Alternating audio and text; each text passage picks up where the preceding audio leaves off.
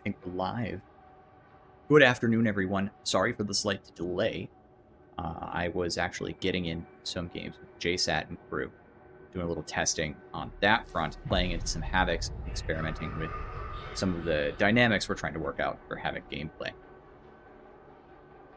Today, I'm going to do a little bit of testing on a few weapons and just try to prove a concept. I saw Mr. E saying that the Stubbers weren't good, and I don't agree with that position, but I could be wrong, so let's just inspect it, is my thinking. Carlo, Happy New Year to you. It's good to see you. We're going to get a little bit of music on here as well, but you'll have to let me know if it gets too loud. The even are? The even? Are they even like an Illuminate faction? Is that a thing?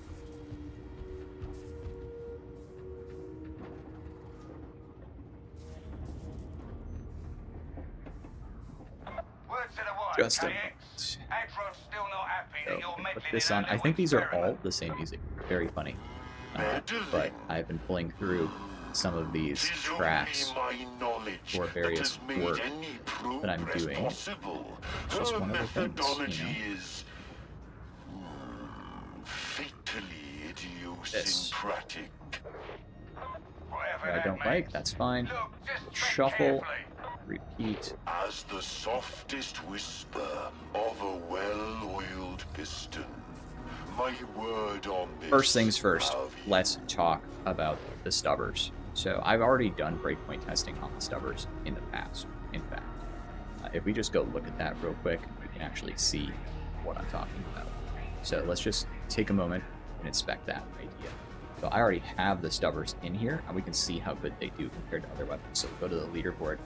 And we'll just look at the Stubbers. Let's see. Stub. I want to switch over to ranged weaponry here. We'll just do all weapons. That will make it easy to see by comparison. So here is the heavy Stubbers. This one, backless, and the core right there for horde clear. Miles, good to see you. Thanks for coming to visit. And here's the Gorgonum Stubber. All right, so this is into hordes. Now, bear in mind, this doesn't kill literally the entire horde. So there is going to be a little difference here, but we are looking at one mag, and then it leaves usually about 11 guys out of 100 left when firing through a choke point. Compare that to the bolt gun.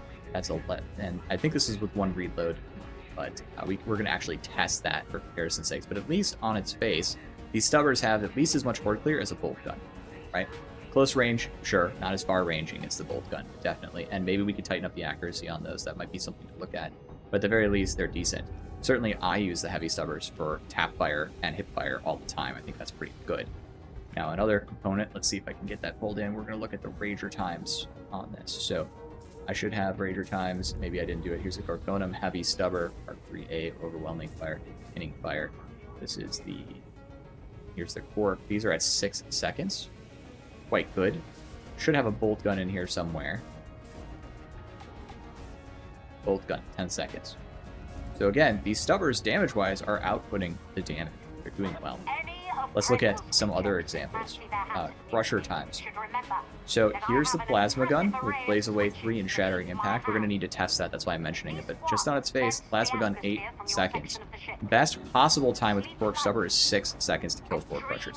Why is that? Well, that's because with Point Blank Barrage and Rending, you can get these Stubbers to do some insane output. Now, this is our best time into the lock against Crushers. It's 2. You can get in all 4 of them, I think, in 1 mag with Shattering Impact and Pinning Fire on Veteran if you ult. So, you know, these are not bad weapons in terms of TTK. Vinny, it is good to see you again. How are you doing? So, we're going to do that. We're also going to test a few weapons. I want to test this cleaver. I just ran in a game. Except for I don't want to take Tenderizer. Tenderizer bad. For actual use into Havocs. We're going to replace this with a different blessing. Oh my goodness. Vinny is just swinging in and gifting memberships. Vinny, that is really generous of you. Thank you. I'll take that as a Christmas present. Thank you so much. And Merry Christmas to you. Happy New Year. That's just huge. For those of you who are just joining me, Vinny has just gifted a bunch of subs out, which is really, really nice. So please... send some W's in the chat his way. I'm really grateful for that. It helps this channel out a ton because the work that I'm doing is in sort of a niche genre. So the more people who are interested in supporting that, the more I'm able to continue to provide as much data as I am providing and trying to make it as useful as possible. So that's really nice. Thanks, man. Here's what I want to do today. I want to do two things, actually. I want to do a little bit, something a little different. So with solo play, I can now test in Havoc, right? So I'm actually able to go into solo, and I'm able to open up Havoc games. So I want to just compare a couple of times. I want to do the Crusher times, and I want to do the Horde times in Havoc versus those same times into the normal mode. I've got the normal mode times for the slab shield, but I thought it'd be fun just to see what the slab shield looks like in this case.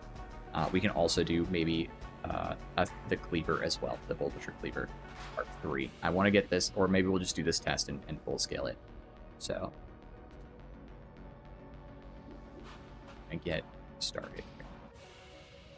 We'll start with the normal game. We'll do a little testing with this cleaver I've been using. I just ran it through a Havoc 40, and actually, I'm going to be honest with you guys. We obviously won that Havoc 40. We ran it in a really aggressive manner. It was about 20 minutes. It was a 25-minute game, Havoc 40. And it was pretty fun. This is how I ran it. I ran Rumbler, Feel No Pain, basically just my meta build, but with a cleaver instead. And I did not down, and we were pushing hard. So very interesting. At least the heretics won't see you coming. Okay, let's take a look. So we're just going to start with the ogren executors. That'll be nice.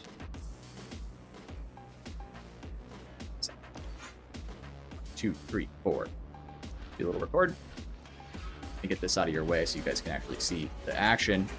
There you go. Thanks, Trenton. Hopefully you can see now. Let's get this party started. So I think the combo is going to be this, and then whack. And that's the whole combo, right? So we'll do it.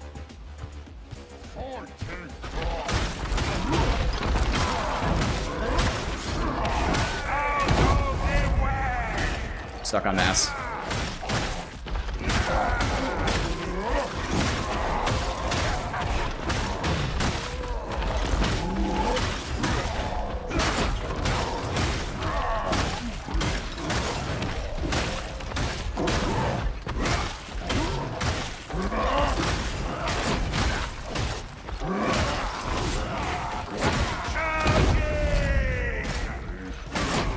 There he is. Not the best time I've ever seen, but hey, I mean, it hits. Alright. That wasn't too shabby. Like, honestly, felt fine. So the combo into hordes with this is actually push attack to start, then heavy, light, repeating. You can also do, like, stab, stab, light into heavy. You can also do push attack, light, hold on, push attack, light, which comes from the same direction, and then heavy, but I prefer just going straight into the heavy, because that's where you get your toughness back. Wham, right? So that's the way I've been doing it. Alright, let's take a look.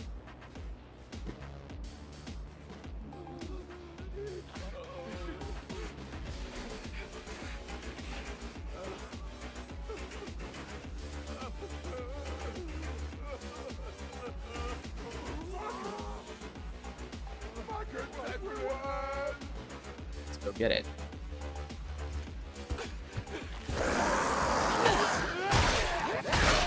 Yeah. Well, let's restart this one, I guess. We're doing a light combo horde.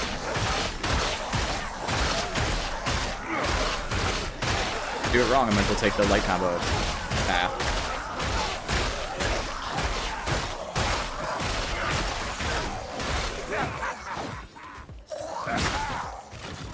I'll throw that one back. Push attack. Yeah, that's the problem. It's hard to remember to do that.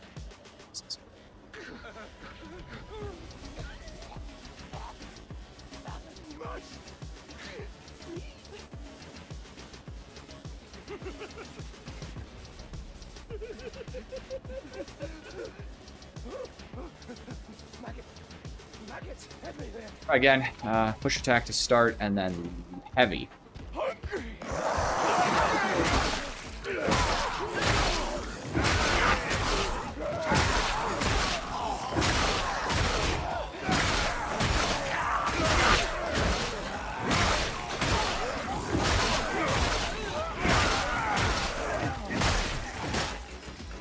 That is quite the kill time.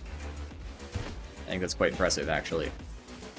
Let's do the same thing, but on Havoc. Sounds like fun. Quick, though, I think I wanted to test...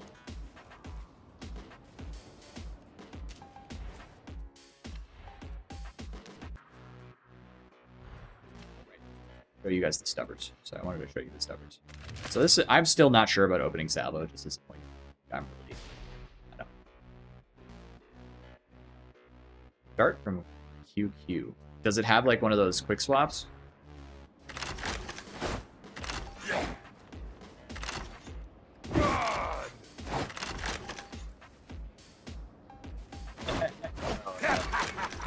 Just ran this knife and I was really curious about it. So I'm going to run the Cork Stubber into this horde first and just show you guys what I'm talking about with the output here. I've done this before, but we're just going to do it again. We're going to talk about it. Let's see.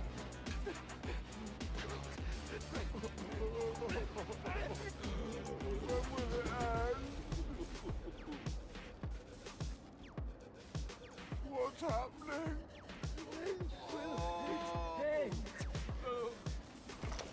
So here's what we're going to do. Should start H2 from the swap. All right. Oh, starts H1. Oh, wait, you're right. You're quick about it. Uh-oh. They got mad.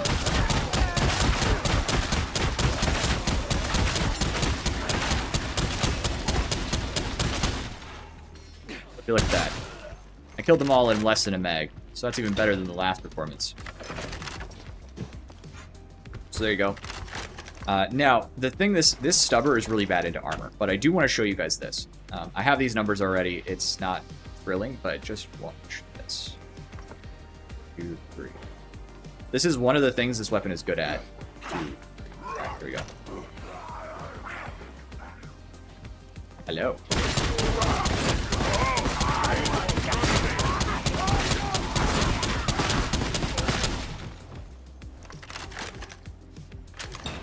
Pretty handy, right?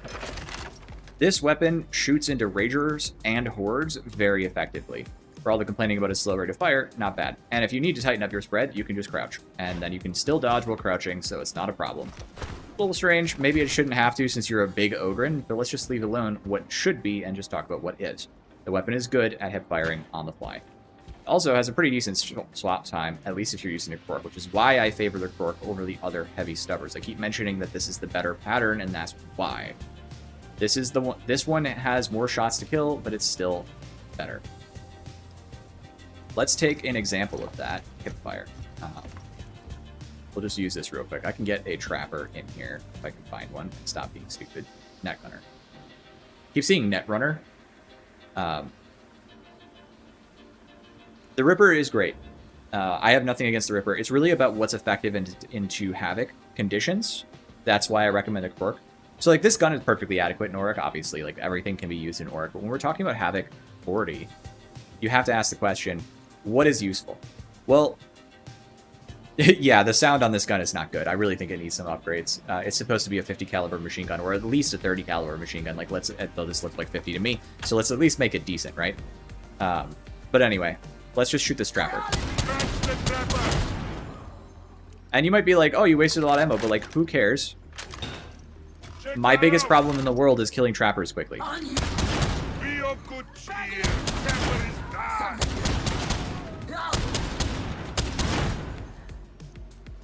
Right? When I need to kill a trapper, I need to kill the trapper now. Boom. That is not inaccurate at all. Not at the real ranges that you're going to fight trappers at. This is 30, like, what is that, 20 meters? 20 meters is, like, such a common range. Here, if we spawn it again. But at this distance, you know what I'm not going to do? I'm not going to hip fire it. Unless I'm whipping it out really fast, right? So, piece of cake. It's not inaccurate. People wait for the thing the reticle to settle, but it's pretty much print point on the first shot. Did we kill the trapper? Good. And I've got a 40-round magazine. That's why this Stubber is the better Stubber, because the most important targets in any Havoc game are disablers, flamers, especially trappers, and shooting into shooters, right? That's what you need your gun for. The rest of it, you can just punch to death. Dogs, you can mostly punch to death. I only use this to stagger sometimes, but check this out. Rifleman. I hit him in the arm. That's why he didn't die. So how far away are we? We're at 40 meters. You're going to really engage the enemy very often at 40 meters.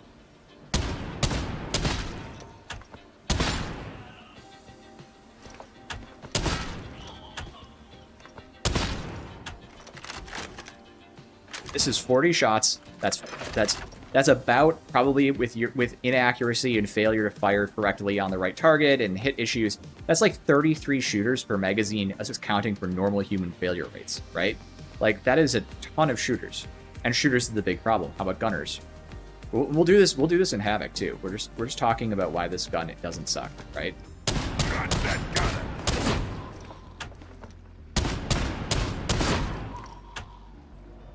As you stack up pinning fire into other targets by knocking stuff over, that's how you're going to get more damage, right? Because pinning fire gives you strength. Gas bombers, absolutely. It's bad into gas bombers, but it's going to knock them over. You can kill them. I spend the ammo usually because I hate gas bombers. They're really dangerous, right? But they're far away targets that you need to kill quickly. So this is exactly what I'm trying to get at, right? On Havoc, these guys have a ton of health, so this doesn't work as well. But it does stagger them, so they get ready to throw their grenade, and you go, boop, oh, no, sorry. It is the best because it has the most ammo. It's most ammo efficient. It is effective, even in Havoc, at killing these types of targets. Let's just go do that real quick, right? We can go do that real quick. So let's go solo mode. We're gonna go into Havoc.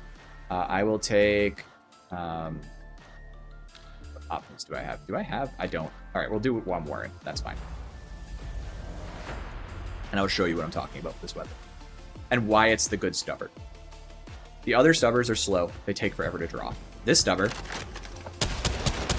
that's not that long. The other Stubbers have really long draw times. This Stubber doesn't. So we're gonna talk Havoc times. So I'll have to go to this place, pick a choke point, and then fight stuff. Exactly, Nico. The other Stubbers are overkilling your targets. And the targets that matter most are not crushers. You can fight those in melee. You're an ogren. You can beat all the ogren in melee except reapers because they have big guns, right? You can kill everything in melee as an ogren, even with the funny knife, as long as you have the right skills. But you're not going to have the same luck.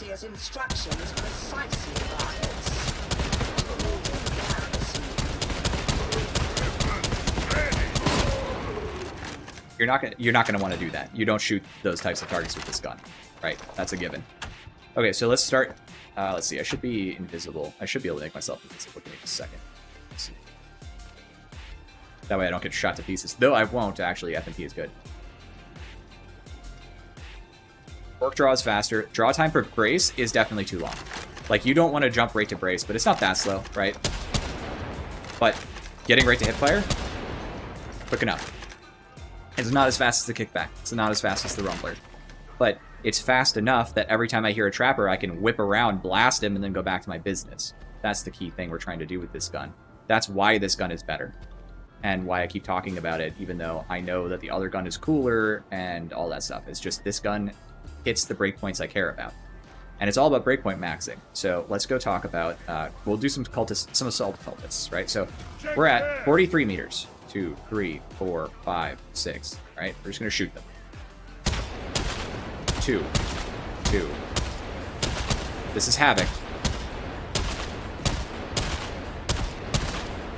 So now I'm down to, say, at 40 meters, I'm down to 20 guys. 20 shooters is a lot of shooters. You don't run into 20 shooters that often. Let's just pull this a little closer. All right, so we're at 17 meters. We'll make it 20, and we'll just try to get some clean headshots. We'll shoot a little high. 1.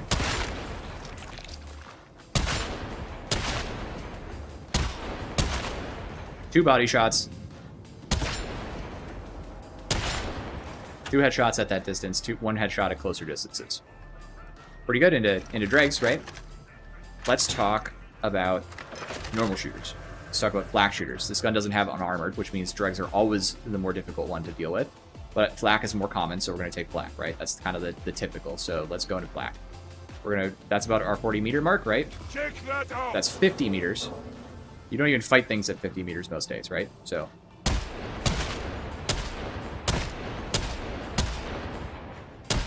I'm missing because they're running. It's actually hard to see with this gun in this darkness.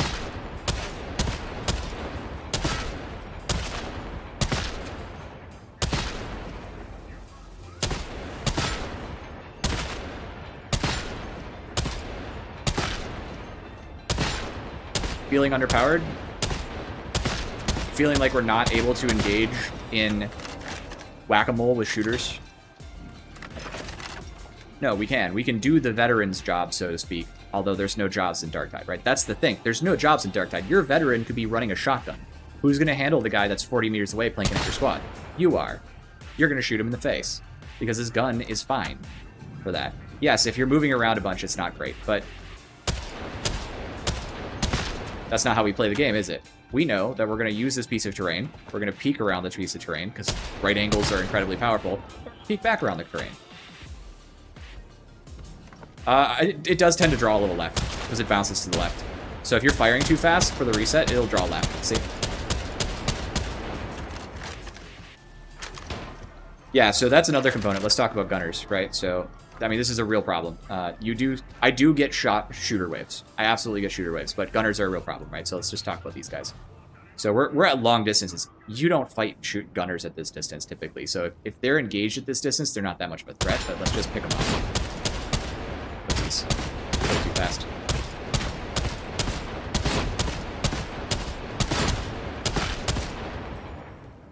How we feeling?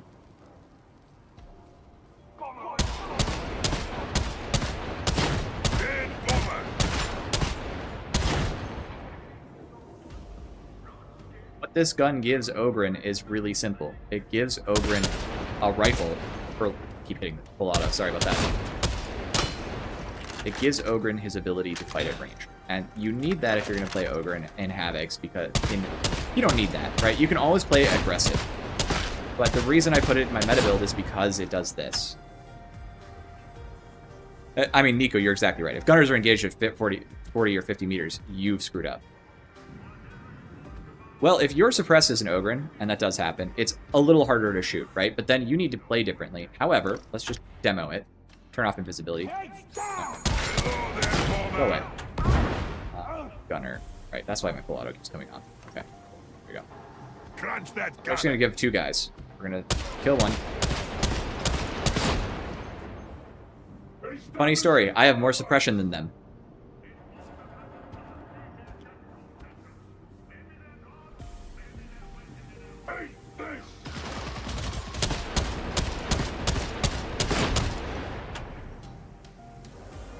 Suppression, as a mechanic, is misunderstood and underutilized. In Havocs, suppression is incredibly strong. Most people don't know this about Chorus, but the big radius on Chorus that makes all the gunners stop shooting you is suppression, not stagger. The same thing is true for gunners.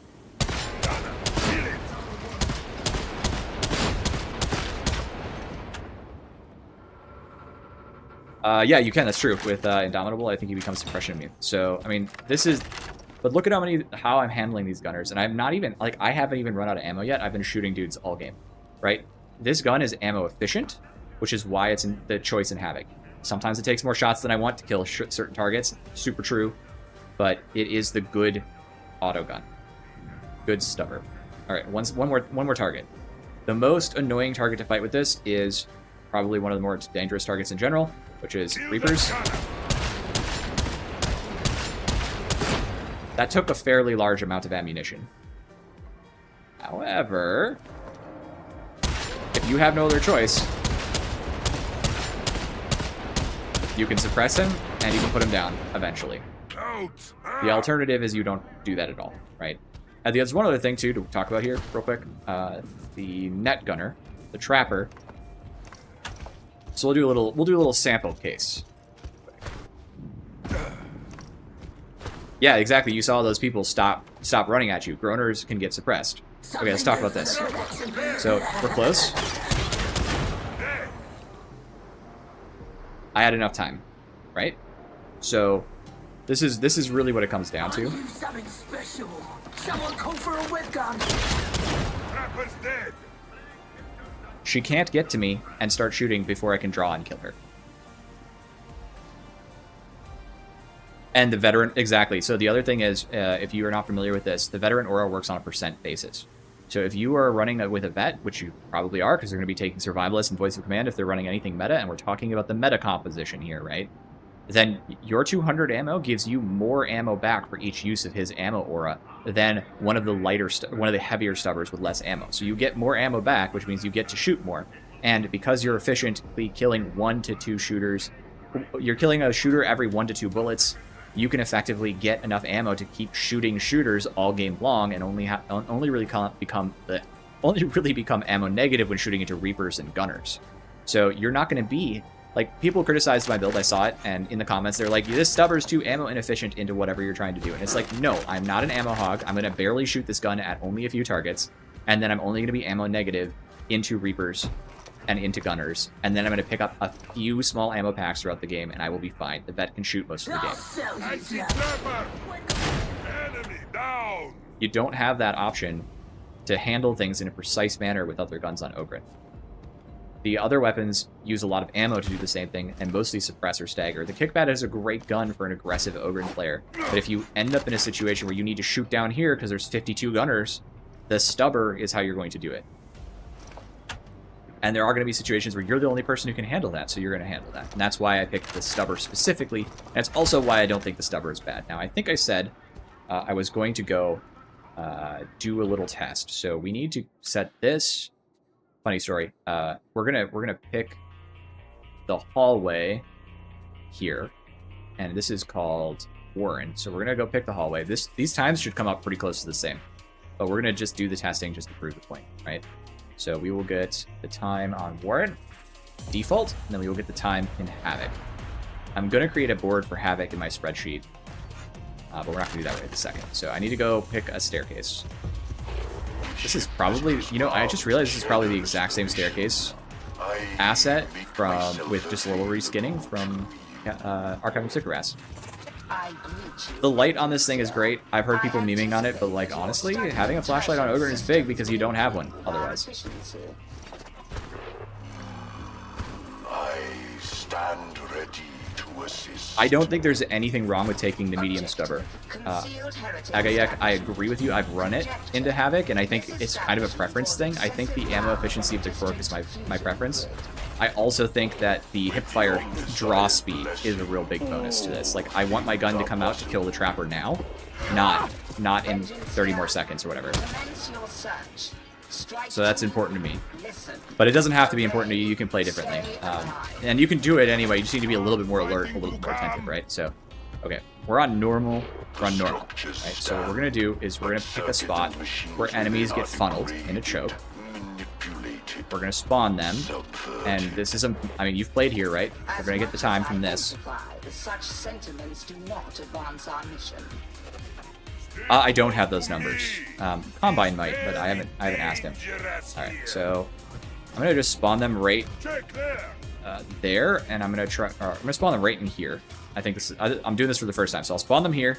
I'll trigger them. They'll run up through here, right? So I'm running on my Stubber. I am running opening salvo and pinning fire.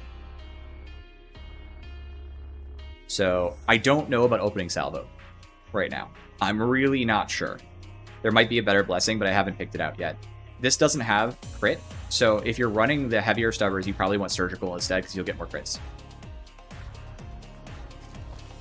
You flashed the light too many times, Masker. That's funny. Okay, so we'll do 1, 2, 3, 4, 5, 6, 7, 10.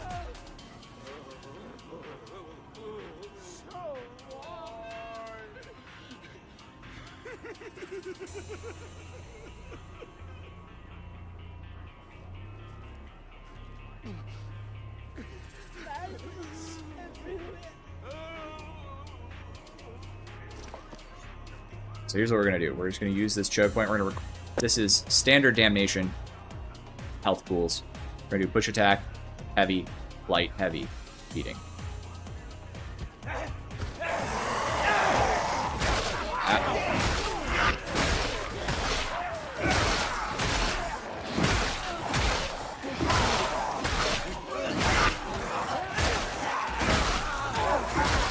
You can see how experienced I am with this weapon. It's alright.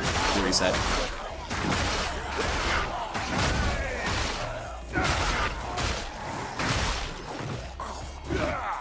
Pop that out. Alright, cool.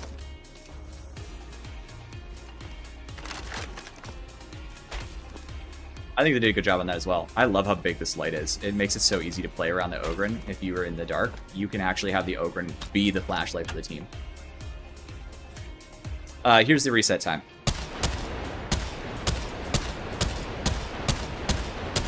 There we go. Now this is how fast you can shoot. Here's the problem with that. You can, the cork at least, you can reasonably drag. Like, you can reasonably drag fire and stay on target. Right?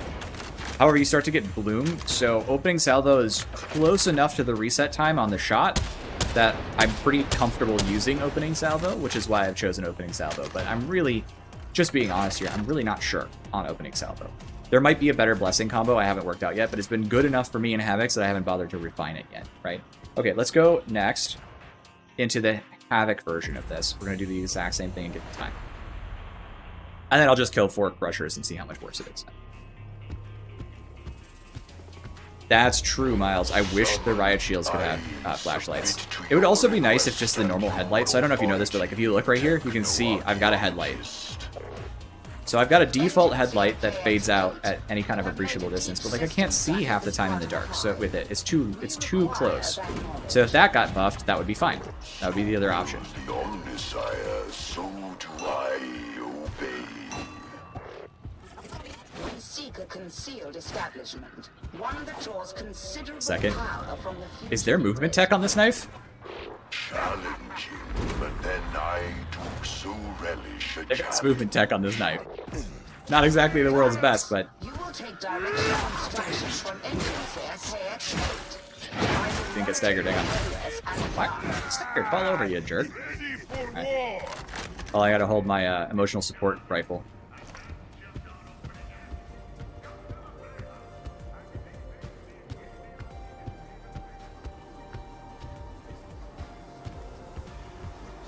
Be not deceived. Hail these streets seem. Hail they are not. Put it from your mind, Engine Seer.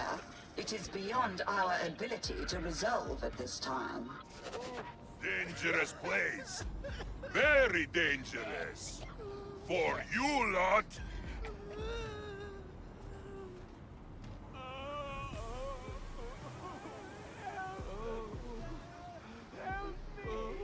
This, obviously, Havoc because of the funny heads, so that should be pretty easy to tell.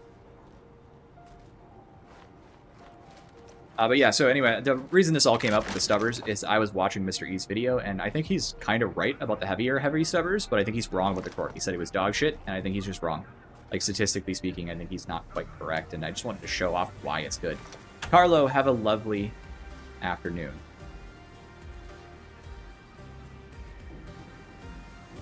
It's probably Havoc 40 out there. I hope you survive. It's going to be tough. All right, here we go.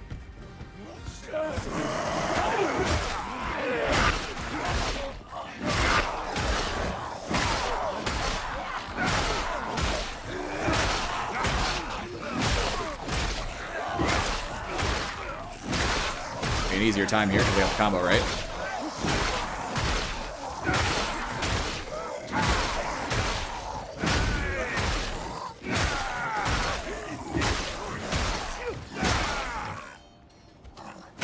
Get out of here. Wait, how many are stuck? Do I need to throw this test in the bin? 1, 2, 3. Oh, okay, we'll try again. That is a lot of dudes. So we're gonna restart. We're gonna restart that one.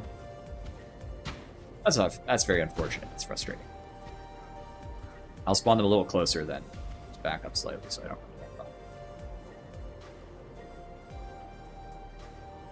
Okay.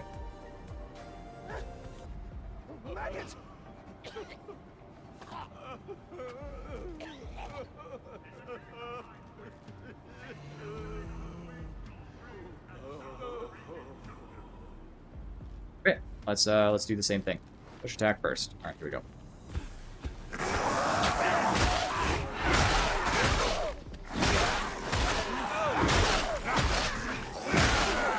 Notice I only just got my first kill.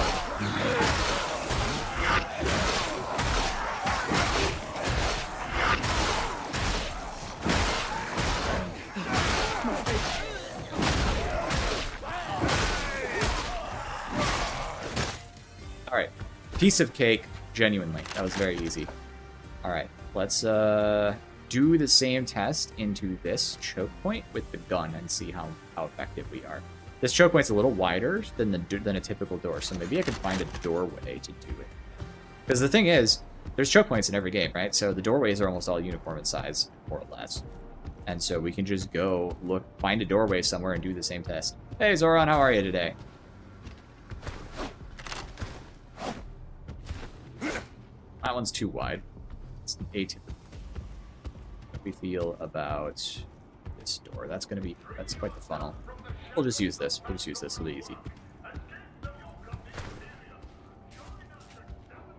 Well, they will, but... So, Nico, the way it works is, if you get hit on a full toughness bar, you take no health damage, so you take no corruption. And since I'm constantly regenerating toughness, it's fine. Right? If I don't take a hit on my... Here, I can show you. Watch. So there's no risk to me.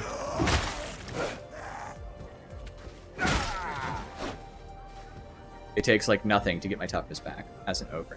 And I could easily use Confident Strike on this instead, but I don't think I need it.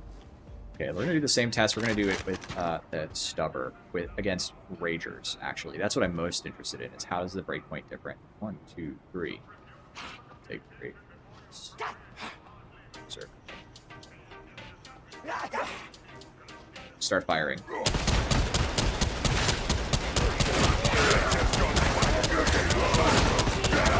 Ah.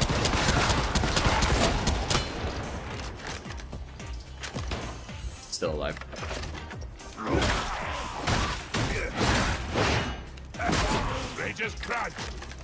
Interesting.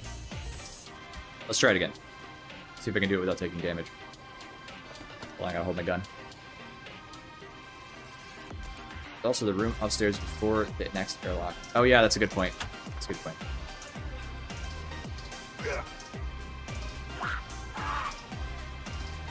It's possible they were too far away.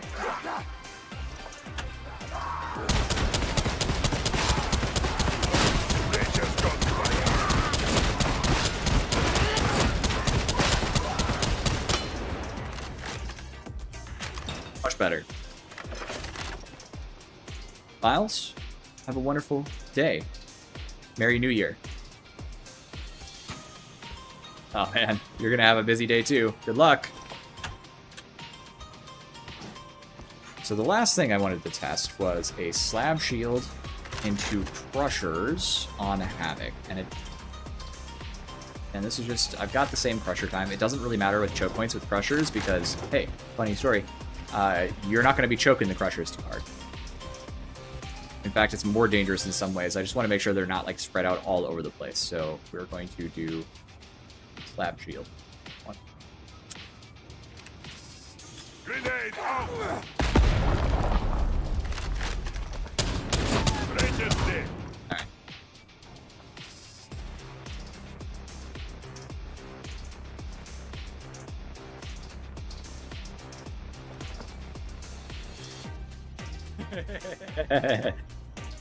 What can I say, Luck? I like to twist things around a little, have a little fun. Alright, here we go.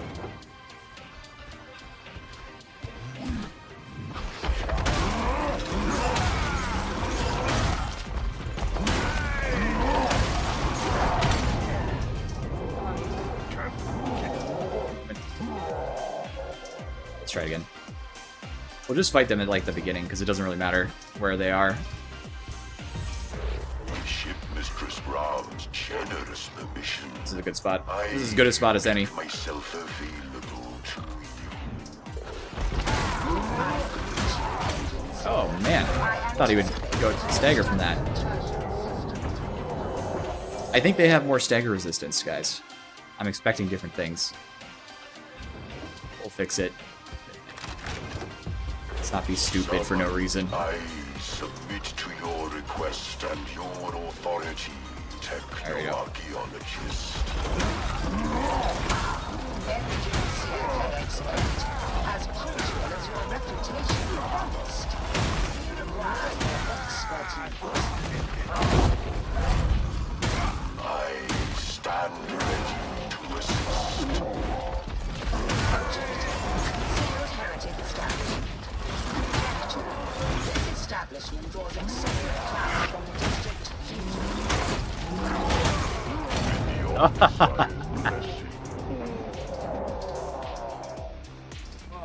Playing into this very difficult. It's funny because I've played so many Havoc games dealing with far more crushers, and I just am just loving it right now. 1, 2, 3, 4. We'll blame it on the fact that I'm live on stream. That way I can look bad on stream and look good when I do recording games.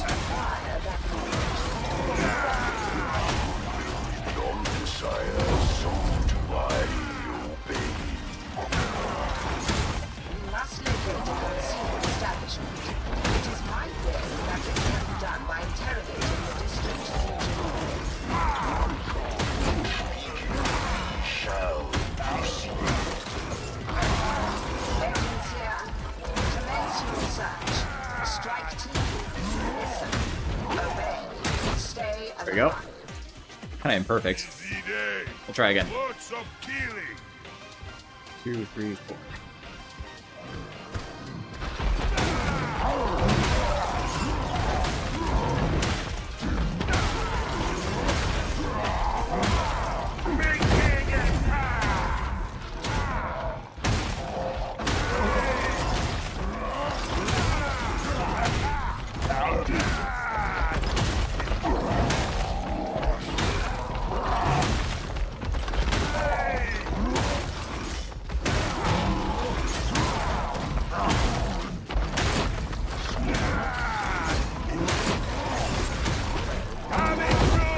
Was actually a worse time overall, but it's fine. There we go. But we got 2 good samples there, so now we have Havoc, right? So that's not bad. Yeah, the go live button definitely comes with a lobotomy. It's actually really quite funny. Okay, we did it. Let's go take a look at the footage. I've got a whole bunch to cut, so we're gonna do a little bit of that.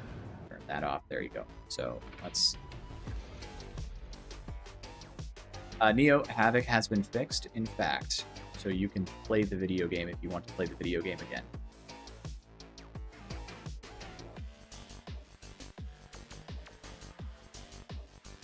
Let's go get something in here. Where are my videos? Yeah. What's up? Right about there. This is all my ogren stuff.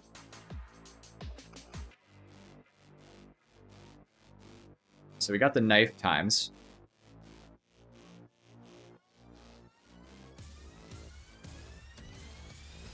Setting. Did I die? No, just took a minute. That's it. 34 seconds with the knife. What did I have on that knife? Hang on, I'm gonna go look. Slaughter and Savage Sweep. Okay, so I'm not running thrust, so that's important to note. I stopped using thrust because the heavy attacks on this particular knife kind of favor looping in the stabs for quicker TTKs, so I stopped using thrust on that particular knife as opposed to the Bull Butcher 3, which was important in my opinion. So we'll look at the Bull Butcher. What mark is this Bull Butcher? This is a Mark 4. Fork Mark 4.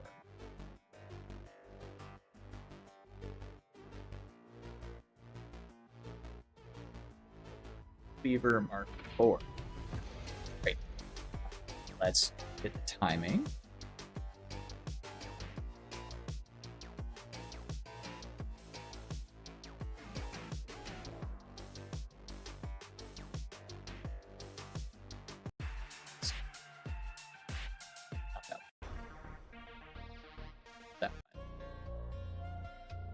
Sure. Okay, so what do we got here? We got a time of 34 And just FYI, guys, so I know some of you have already heard this, but the link to this spreadsheet is available to you. So you can go look at it right now if you want, so you can see. Yeah, Paralympics, especially considering it's ogren weapons, never feels good. Sweet. Maniac and Flak. I must have. I didn't change this, so.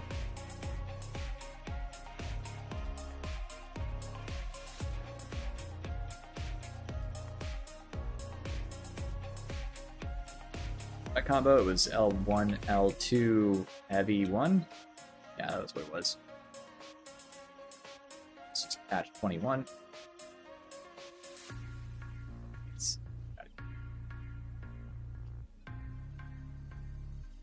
So Neo Luna, I have been using SoundRaw as my music service because it is ethically sourced, but somewhat samey AI slop that blends nicely into the background. It sounds decent. It's basically what they did, as I understand it, is they got a batch of music from actual creators of music, paid them for it, and then used it to train their AI models. So it's just one of the many that I have pumped out from that. If you pick up SoundRaw for however much money it is, I think it's like $14 a month or something like that, you too can generate music that sounds almost the same. I'm actually going to do a video about it someday because it's kind of entertaining as a software, but yeah, I think it's all right. Leo, I think the big heavy stubber is like really cool, and I think it's a really fun weapon. And it has a use case as well, so I'm not saying it's bad. It's kind of the sniper rifle variant of the ogren. The problem I have with it is the action time, the action economy is too slow. So when you need something done now is usually what kills you, and so faster draw weapons have superiority and harder content. But if you're playing Auric, you can play anything you want. Even you can do it. You can look. I know for a fact that you can use it in Havoc 40 because I've seen people do it. So it's totally usable. It's just up to you to decide if you want to. That's just really how it all bears out every single time, right? So we got our cleaver. I'm just going to copy this for the future. We got our first piece of footage cut. Let's look at the next piece. We got one kind of bad horde, if I remember right. I did do it right on Auric. So this is going to be very interesting because I really want to see how much Havoc changes things. Yeah, okay, that's our first hit, and it's the wrong hit. So this is just light spam. So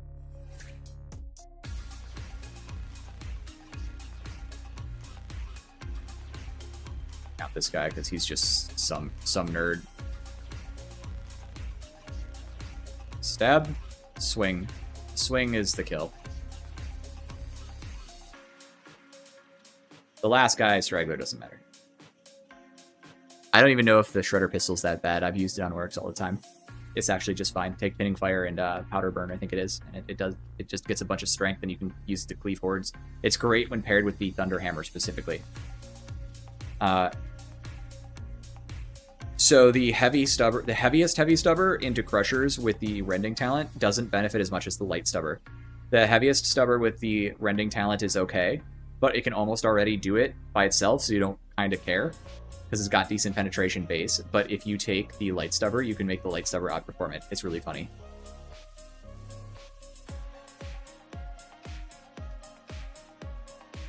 Okay, so I've got 2 times here. We're going to switch this to horde. We've got a 21-second. 0.09 time. That's fine. That's my light spam time.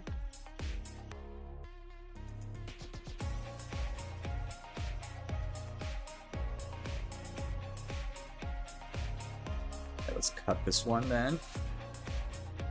Let's go check the next one.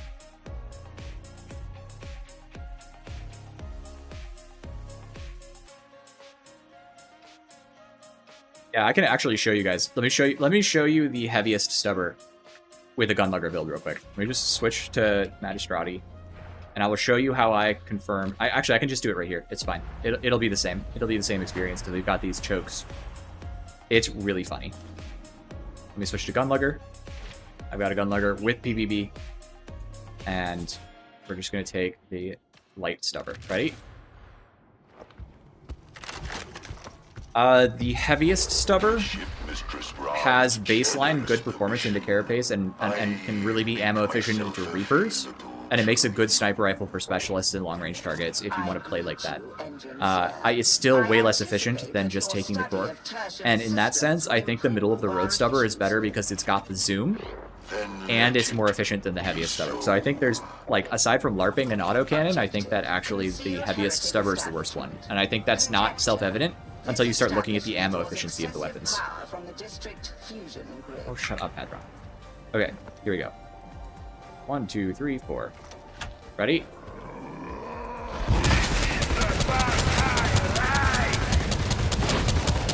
I whoopsied my dodges. Don't worry about it. Is this Havoc? I think I left this on Havoc, didn't I? Hang on. Hang on. Playing normal. Hey, some dumb scrub. The Cork Stubber has no zoom. Correct. requested my counsel. Good for you, dumb scrub. Okay, ready? We're gonna actually do it here so that I've got a little bit of choke. I don't know if there's any penetration, but it's easier for me if there is.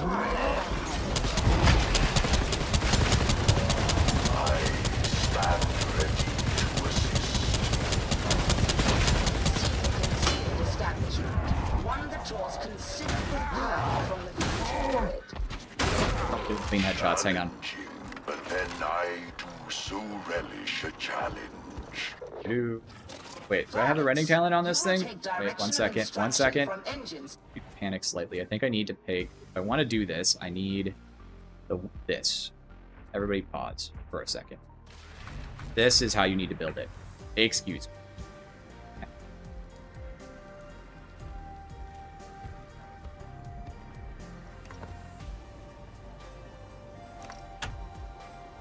Neo, I don't know the answer to that. They may pay royalties or they may not, but it would all have to have been under contract in the first place. So they made a consensual offer with the AI company. So I'm, you know, as long as everybody's happy with it and doesn't feel exploited, then I'm happy with it.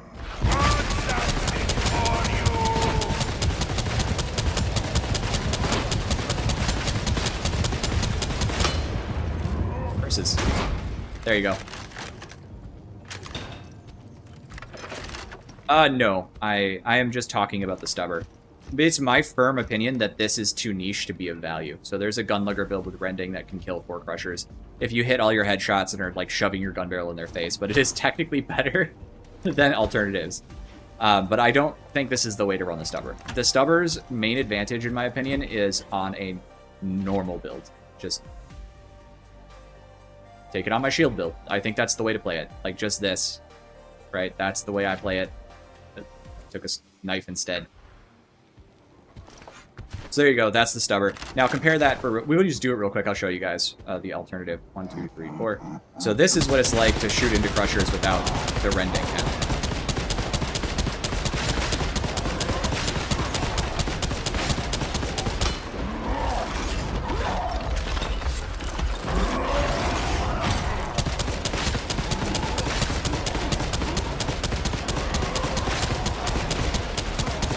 Gonna be here all day.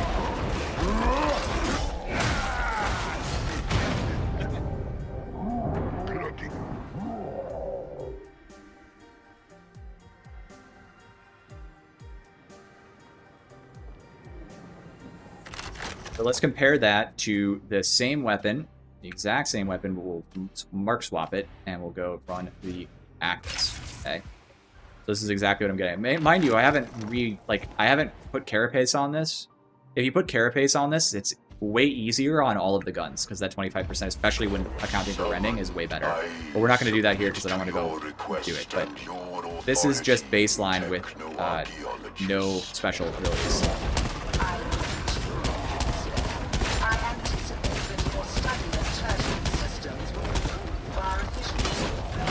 Alright, so that's 2 in 1 magazine, right?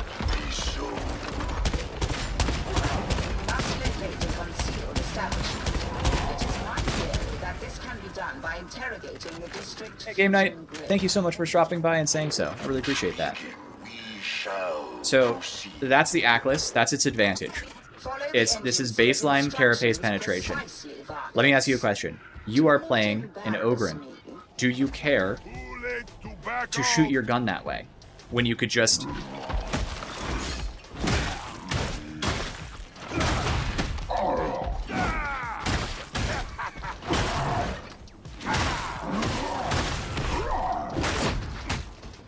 So hard for me. I'm such a big bad... Oh, wait. There's 2 ogrens. Oops.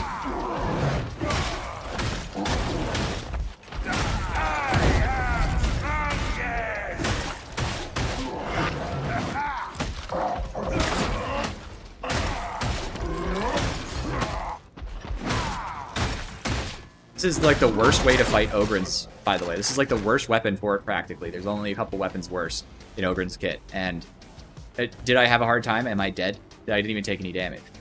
So, ogren is good at controlling other ogrens in melee. That's what he rocks at. So why are you gonna run anything on this? I can show you what that looks like. Hang on. I'll just put it on my other ogren real quick. This is my gunlugger build. I've got the same stubber, so we can just go. I'll show you what rending looks like into crushers. Folding shovel. Yeah, I mean exactly. Folding shovel. Pickaxe. You don't need a gun on ogren to deal with ogrens. You're an ogren. What you need a gun for is shooters, way over there. Now, this gun's not bad at that, but it's inefficient. So here we go. We're just going to do this at point blank barrage. 1, 2, 3, 4.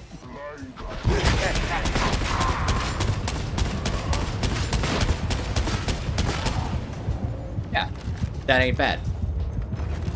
Here's a question I've actually never bothered to answer. Let's just try. Is the fire stacks into ogren worth it?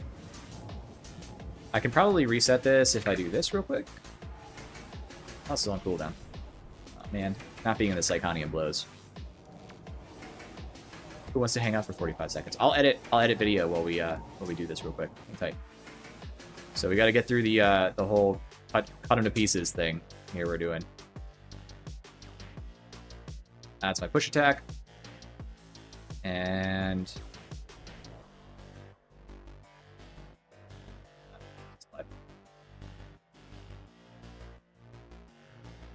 oh, 16-12.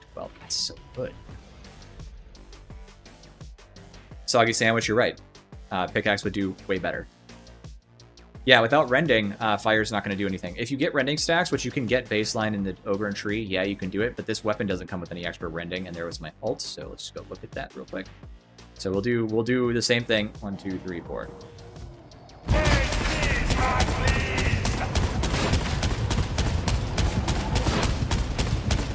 Yeah, I don't think I want that.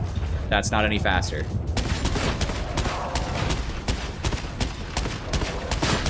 Now, the other component of this is Ackless does a lot more effect on crushers if you shoot them in the face. So...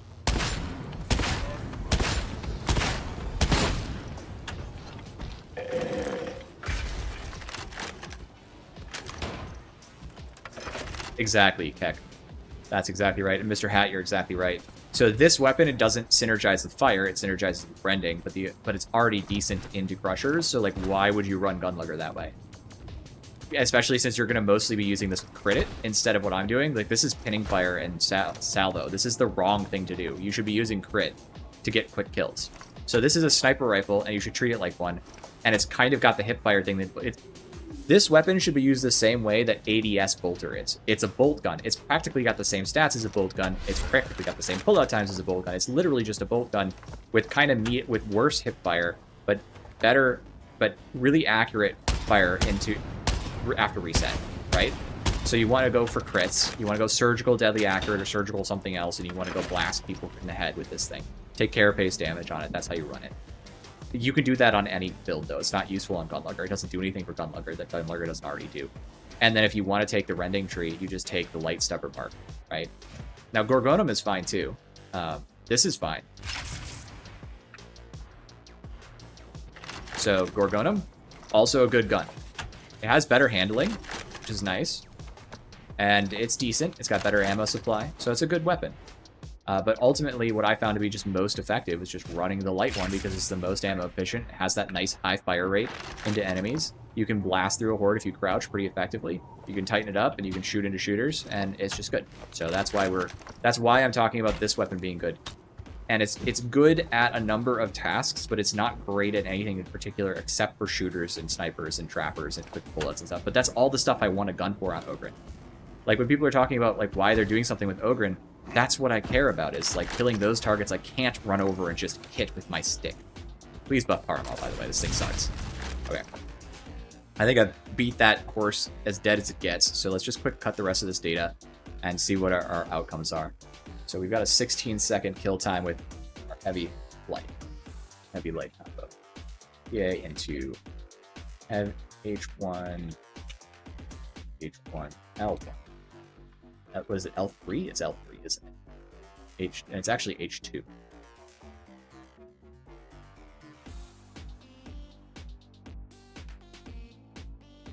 So Orker, I will show you exactly why real quick. Just real quick, right? Like, I know we already did this earlier in stream, but just to answer your question, we'll pull out a kickback and I'll shoot at some targets and I'll show you what I'm talking about. Do I have a good kickback? I should have at least a decent kickback.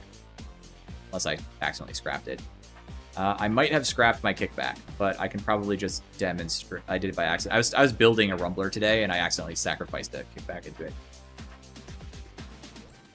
Yeah, gun is useless if you run out of ammo. That's exactly right, Frosty. So, and look, just, all of this is not to say that Mr. E's position is like fundamentally. I think he's pretty right about the other two Stubbers being mid, but I think he's wrong about this one being mid. This Stubber is not mid. This Stubber is a solution to every ogren problem that isn't able to be solved with a melee weapon, and that's why it's good. So I'll just quick go out here. I can show you what I'm talking about. So this is 50 meters. We'll spawn a couple riflemen, right, in the open. All right. I'm missing. Hang on.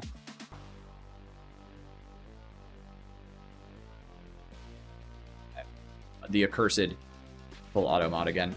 Hang on. Do it again.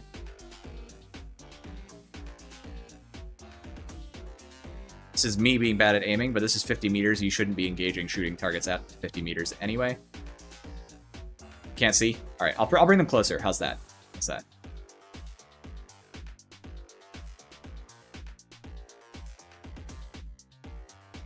Now here's the other component. I've got dudes behind cover. Boom. Boom. That's 2 shots. Can you see that? Oh, wrong window. I'm silly. Hang on. We'll start again, but less stupid this time. How's that?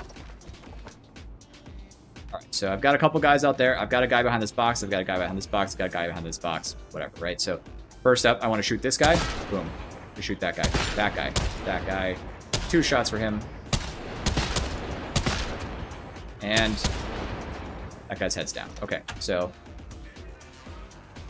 I should be able to pick this guy off. There you go.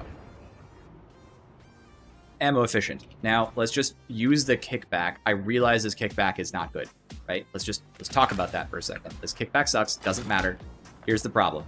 We're going to put a bunch of guys over there. We're going to put a guy here. We're going to put a guy here. How many kickback shots is it going to take? It's going to take... I shouldn't be able to kill all those guys. I'll probably only kill like 1. I can probably kill that guy. Maybe. I don't know for sure. And maybe that guy. That's 3 minimum, right? To solve that problem. At the absolute minimum. Most likely, I'm not going to kill those guys out at 50 meters. I'm going to have to shoot them again, or I'm going to have to get closer. Same thing is true for this guy, right?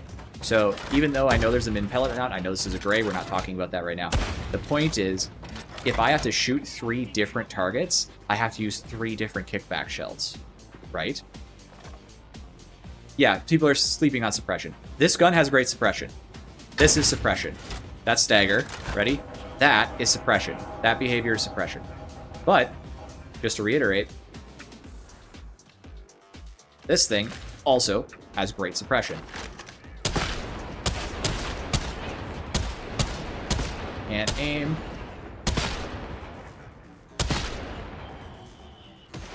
Watch. No one wants to fire because I'm suppressing them.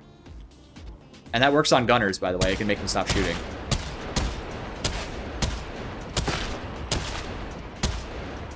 So that's why not the kickback. Kickback's great I think it's perfectly serviceable in Havoc. There's nothing wrong with it, but if you're looking for the optimum, well, so what if I'm stationary? Like, how do you, like, okay, I'll explain. I mean, if you want me to dodge around like this and shoot them, I can. Right?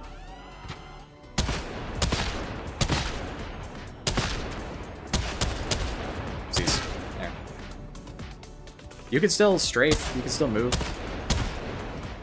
Now, you might be like, oh, well, I want to aggress, but, like, you have to remember we're not talking about Auric, right? We're talking about... God, I can't hit him. There you go. That's a me problem right there. If we're talking about Havoc, and we're talking about how you address a specific problem, there's two problems in Havoc. One is I'm hiding behind a wall, and I need to kill those guys who are far away from me, but already triggered because someone shot them or whatever, right? Okay, so that's one reason why you would do this, because there's a bunch of guys over there, and I've got a ton of footage of this happening. You got a bunch of guys spread out over there, or like that area gets full of gunners, right? That area right down there, ton of gunners, and you're up there, and you can't aggress because there's too many gunners in Havoc for you to aggress. So what do? You shoot them. This is, by the way, 78 meters, and I'm clapping these dudes, right? And yeah, you do benefit from the toughness regen, so it lets you participate in the veteran shooting campaign into these shooters. Whereas alternatively, if you take the kickback, your only option, you have one option. You can suppress them and aggress, right? And if you don't have enough suppression to suppress the whole group of alerted guys, you're going to be sliding while running, and you're going to be doing this. You're going to be doing this all the way in, and you're going to get shot. That's the problem. So this is a really aggro weapon. If you're good at diving, if your team is smart about diving, you can dive. Because the other circumstance that you have in this game is dive, right? That's the other circumstance. If you go watch my video where we did the 4 ogrens melee only, and we didn't have any guns. That range. What if the Psyker's dead? What if the veteran is dead? What if he died and his plasma gun exploded and he killed himself, or the Psyker killed himself? What if the Zealot didn't bring anything but a shotgun? How are you gonna handle the problem? You just gonna sit there and die? Like, that's why the meta is to take... That's why I'm arguing the meta is to take their weapon, right? The Stubber weapon instead of this kickback. Because it solves the problem for yourself, because you can't always rely on pubs, right? If you have a coordinated team, you can do anything you want, right? If you're playing with JSAT and Emerist and Combine, you can play however you want to play. It's fine. They'll make up the slack that you leave down. That's great. But that's not realistic to what a pub team is like, and that's why it's not the meta. And the other thing is, if you could just go watch my melee only video, you can watch us dive a bunch of gunners, right? That's option one. But in that same video, I recall there being a section where we really had a hard time because there's a bunch of active shooters on this map, I think. No, it's Dark Communion. It's on Dark Communion, and there's a bunch of active shooters, right? And Emerist dies because he doesn't have a way to dive them without dying. And just that problem is what the Stubber solves. You can reach around the corner and kill him.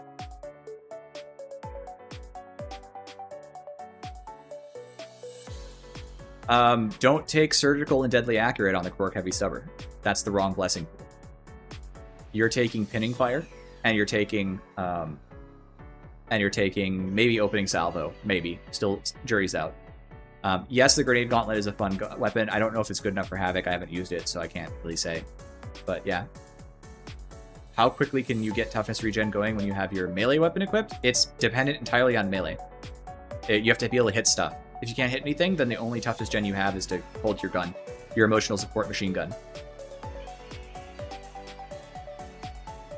Yeah, Giant Shoulders is right. Having a balanced build is more important than relying on your teammates. And that's just because your teammates can't always be trusted, and they can die. You know. Okay, so we got our time for our quirk into normal targets. Let's look here. What do we got? That's our cleaver. We were going to do, I believe, we started spawning horde, right? So, there we go. They got triggered and ran at me. So here's hip fire into a horde.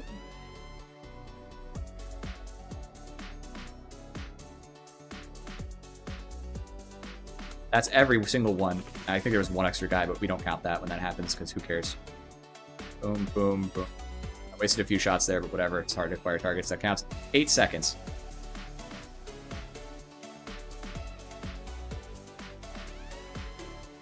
Okay, so GG's a little hard in Havoc. That makes sense. Rumbler feels great in Havoc, actually, surprisingly. Like, genuinely, I've used it and really enjoyed using it. I just used it last game, and it was great. Okay, so I got an 8:06 kill time. And this is open salvo.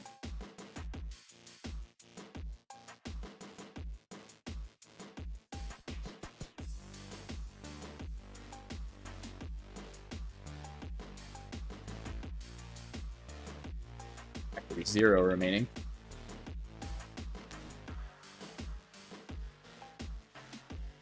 What's the play on Rumber? Adhesive Charge and the Bleed Blessing.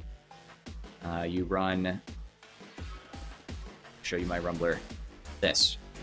Unyielding, Flak, Shrapnel, Adhesive Charge. The reason for that is if you're fighting into Havoc health pools, the bleed stacks will help make up the difference on what an Adhesive Charge can't. You can still one-shot, headshot Reapers, I believe, so it's actually pretty handy. But also, you can just bounce these off the floor as you're running away from stuff to give yourself space. It's the Ogren Trauma Staff. Yeah, it's got ammo, and it's worse than the Trauma Staff, but it is as useful. Oh, hurts me. It's hard to remember to switch screens. Sorry. Here you go. Let's look at that again. So there's my Rumbler.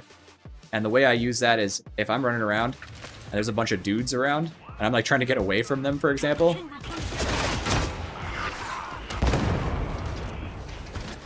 And I'm leaving.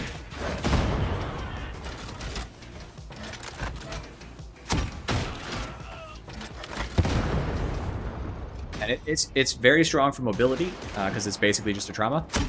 It's also very strong, and it has insane, by the way, it has absolutely insane mass. Like, if they're not grouped up, hang on, I gotta get them off aggro. 1 sec, visibility. All right, we're just gonna do this, right? So we're gonna spawn a whole bunch of them right here. We're gonna shoot them. I want to show you this. Dumb Ogren, yeah, that's me.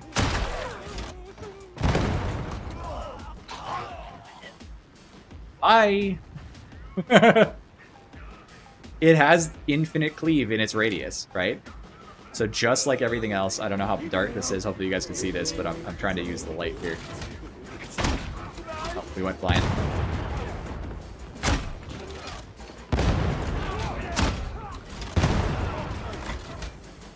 It really just comes down to how to use it.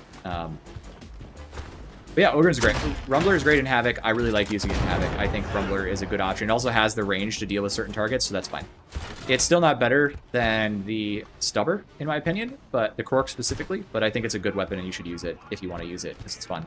Kickback is also good. Totally viable. I think you should use Kickback if you want to use Kickback. But when we're talking meta, we have to talk about the build having internal balance. So there we go. That's my whole dissertation on why I did what I did. This time I'm going to remember to swap. Of course, when it matters less, we're going to get in here, we're going to talk. So that's our horde clear time. Oh, I didn't cut that. Excuse me. What do we got here? Ragers. Yeah, it does need to explode on impact blessing. Yeah, it does struggle super hard on like singular elites and trappers and stuff, which is why it's not the best. You kind of end up relying on your team for that specific problem.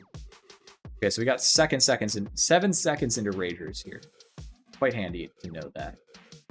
I will copy this thing. Go to the Rager side. Slap that in.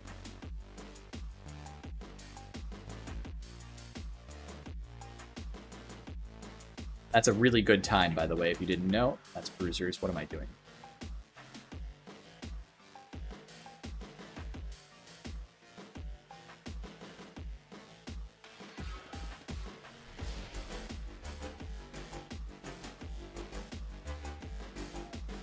Salvo plus... It should deal headshot damage if I recall correctly. If I'm wrong about that, someone should correct me, but...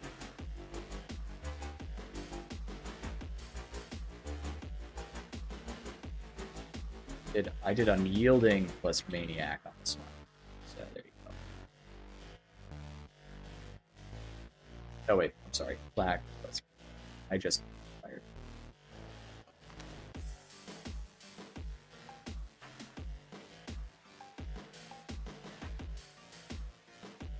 You might be right. It might be the impact that does more damage. I can't remember now that you mention it, so I could just be wrong. Let's see. Where did we go for the next bit? I think the Gorgonum is better as well. Maybe it's specifically the Atlas is good if you're doing the like really entertaining nonsense of like burn stacking, in which case, you know, maybe I'm wrong, and I'm open to being really wrong, but I just can't know the answer to that question without testing it, so I won't speculate further. Let's see. We shot at trappers, and I showed off that you can 3-tap them from hip fire at 20 meters, which is all you ever need. Let's see. So that's another good reason. Let's see. That was all shooter stuff. We can just clear that out. Okay, cool. All right, so this first one is this Havoc? No, this can't be Havoc. So this is... No, wait, this was Havoc, right? Right, I flubbed it first 2 times.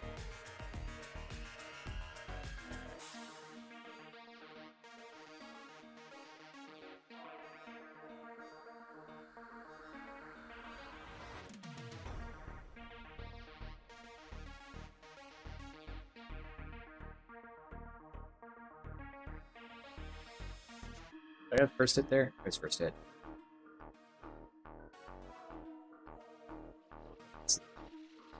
Really wasn't too tedious. I've just been trying to explain what I've been learning as I go to try and balance the ogren and make it sort of a mission of mine to study.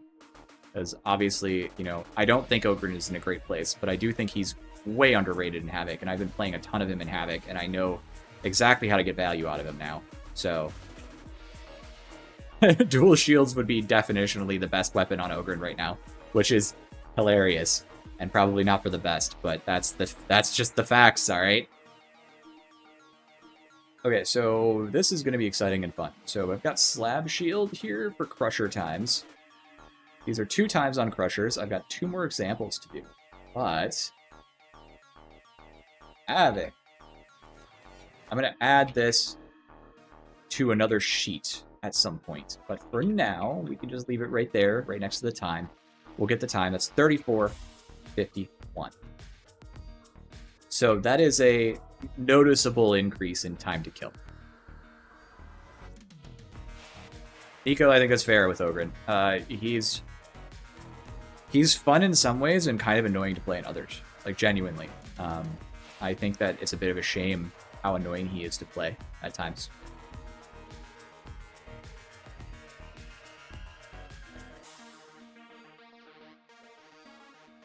Let's go look. Here's my other time. I got the cut there. This one took a little longer, I think. Even though I think I managed my combos better. Took about the same amount of time. A little bit longer. 39:10. That's Havoc. There you go. That's how long it takes in Havoc. That's what I wanted to know. It takes about 10 seconds longer to kill the same number of ogrens, which is not small. We don't care about that.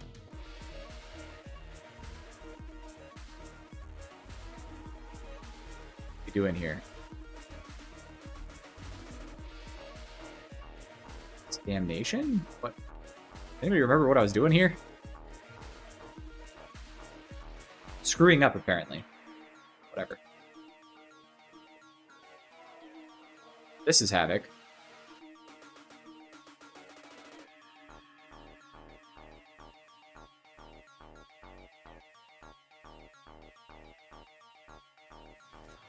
This one is bugged, so we have to cancel that one.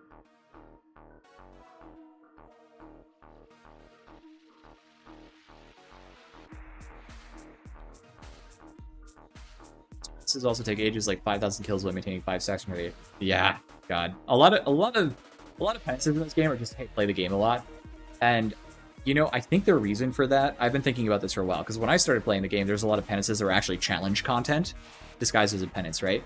And I think what's happened here is we had so many people complaining they couldn't get the harder penances that they nerfed all those penances and then just made a bunch of new penances that are like really easy to get. You just have to play the game a lot. And I think really what that comes down to is people just consistently didn't like having to actually work for it because they want their Chivos, because Chivo chasers just chase Chivos, right? I think that's all it is. Which is a shame. It's a disaster, really. But what are we going to do about it? We're just going to try and win Havoc 40. Because that's content that's for me. Let's go here. Did I get... Oh, right. We wanted this. We'll do the other one because it was way cleaner.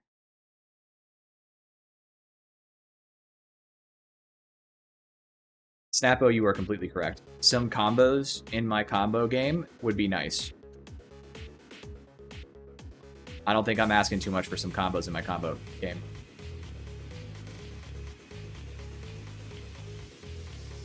There we go. That was it. If I recall correctly. Oh wait, there's a second one.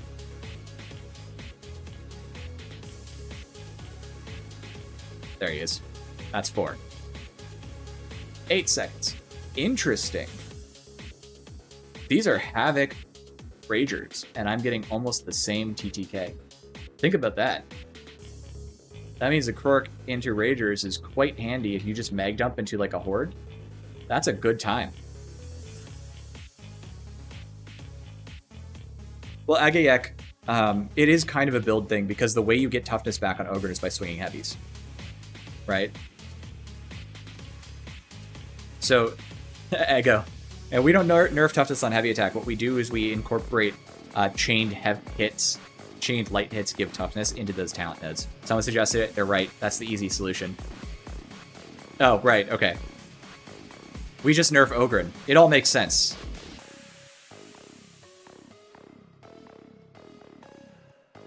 It just works. No, I agree with you, Leo. I don't think that because he's simple, he needs... Ironically with Ogren, I have to think way harder about everything I do with Ogren because he's so slow to react. I have to be thinking ahead. I am playing chess when I'm playing Ogren, and I am playing like mind off when I'm playing Zealot. It's so funny how much harder it is to play Ogren with your brain turned off if you want to be good at Ogren. You actually have to work for it. It's so hard. Okay, that was our kill there. 21 seconds. How'd we do in comparison for this test into Horde? Should be pretty close. It won't be the same, though. There you go. So at least one, this was an imperfect swing set, and look at that. So the best possible time I got was 16 seconds, but I got another time in this different choke, surprise, surprise, that has a similar time to one of the other chokes in Magistrati. So I should probably mark somewhere that I'm doing a different build. This is in Warren. This has to be in Warren as well, so...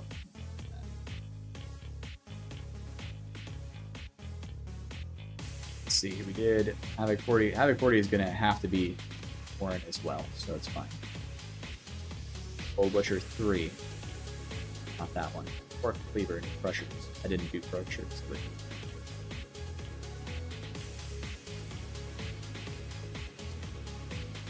I did do Readers. So... This is...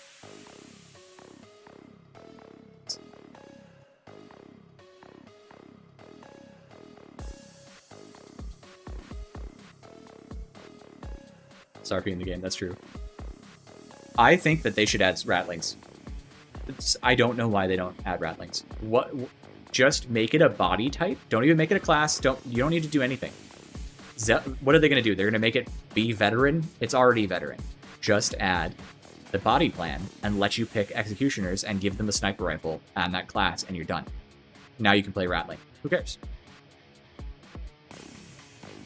Monstrosities count as monstrosities. They are unyielding targets, however, but they are monstrosities. They're their own class.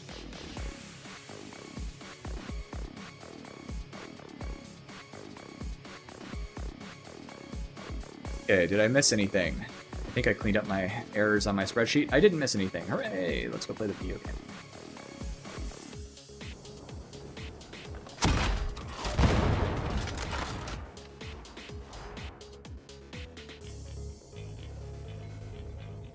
So I ran this build into a Havoc 40 earlier today, and I liked it.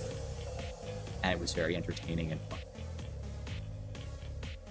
it requires me to be able to trust my team, though, I think, in order to survive. However, I did play very aggressively with it and get away with a lot because of the added mobility of Rumbler and Cleaver. So we're going to try it again, just in a pub, and see what happens. And then we're going to maybe play a different game. So if it's New Year's Day, I'm going to open up things and let people in, and we're just going to see what happens from there. I'm going to waste a few of these. We're going to play Clandestium Gloriana. That's going to be fun. That's going to be different. So I think they really need to give us a admech to play with. We were an Inquisitorial band. You could do Tech Priest or Skatari. It would be very fun. Gamorka, welcome to the stream. Mr. E was saying they were mid, and I was saying that they are actually, that at least their Quark is excellent as an ogren weapon, and maybe the other two are mid, so that's fair. But that's all. I don't have anything against Mr. E, by the way.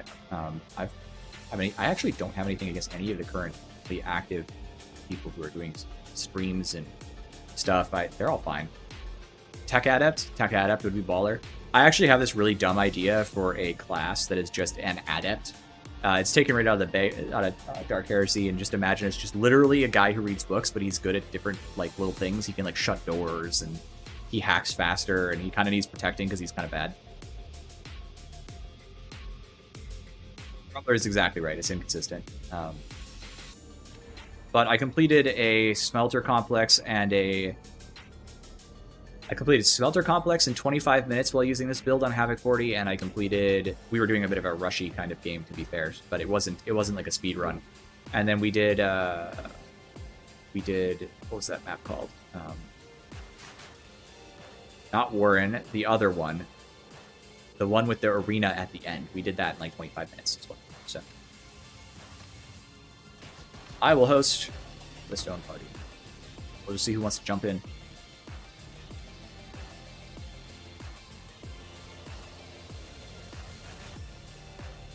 Yeah, exactly. Imagine the little mini games going faster.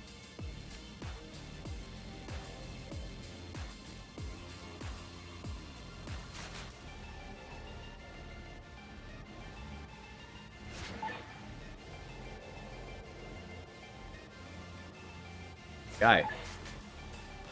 What's up, Doran? Listen, I'm always very open to play with other people, but I'm not going to let the site level 39 Psyker with no Havoc ranks into my Havoc 40. Sorry, buddy.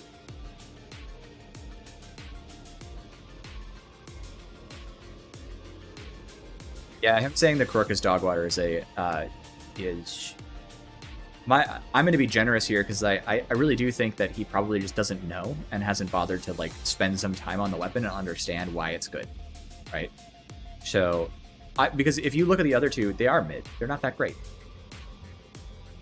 But if you're spending time on their Quark, you have to understand that it's just not that good, right? All right, the Quark is very good. The other two are just kind of mid. They're fine. They're fun guns. I like them. But if we run... We're going to take this... Oh, no. Listen, Tony. I don't think you're ready for this, so I'm not going to bring you in.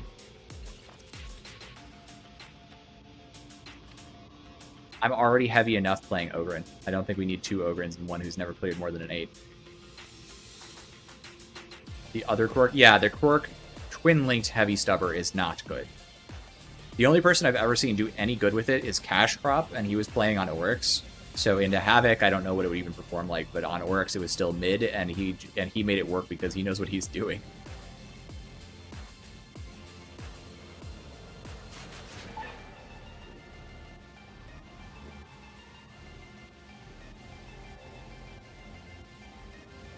Let this guy rest for a second. Maybe we take him. I don't think he's up for the job, though.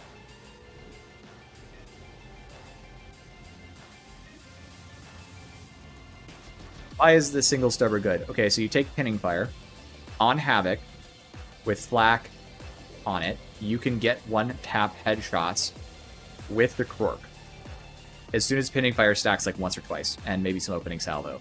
Okay. The same as you can get to one-hit headshots on Dreg shooters, but it's harder because you don't have unarmored, and they are tough. Dregs are tough.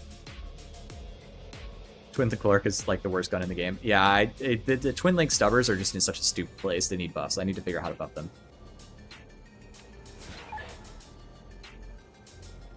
You did 40 and you're now at level 30. Yeah, there's a bug around that I heard about. This guy could maybe do it. We could do it maybe with this guy. Taking the Cypher. Sorry, everybody else. If you played a 40, if you played a 33 on someone else's, that seems like it sometimes downranks you. I don't know what's going on with those bugs. It's not a good thing. I'm not happy to see the state of Havoc being so buggy and messy, but it is phase 1, I guess.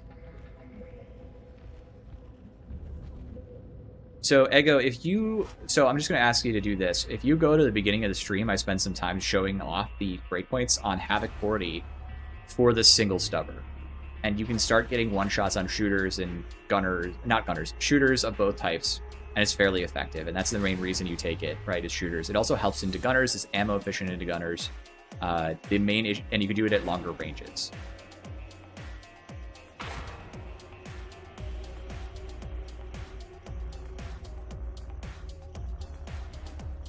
If someone comes in and they're like 30s and they've got a high level, I don't mind. If someone coming in their 30s, their 20s, they're probably not set to play Havoc, right?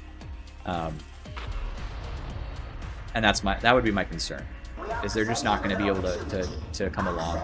And Ogren is probably the weakest class in Havoc, especially if they're the wrong build, and so it's really hard to trust an Ogren coming into your Havoc if you're trying to win. And I say this as someone who thinks the Ogren is underrated in Havoc by most people. I think a really skilled Ogren is incredibly strong, but I think that the average player is not like the average pub is not capable of it. Who's the main character? Do we have a Zealot? That's the main character. I don't, unless they're running Book, in which case they're not the main character, and it'll be the veteran who's the main character. Ogren never gets to be the main character.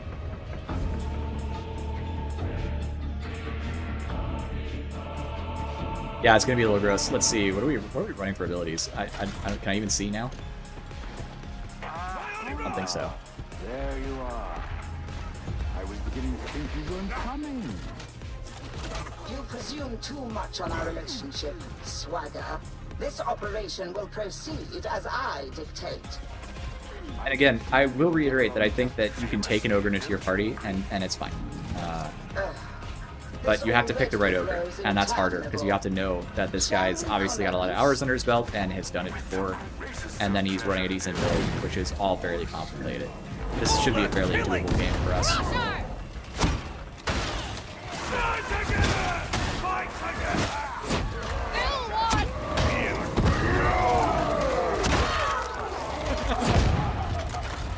It's funny.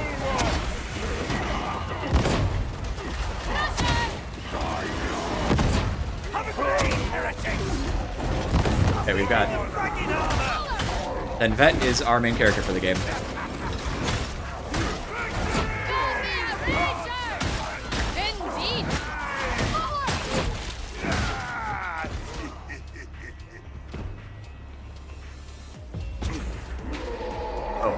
You might be hearing too. Hang on. Let me turn this off. Okay, that might help. Let's go fight it here. Yeah, I don't want to be there. I'm sure the varmints will handle the repairs.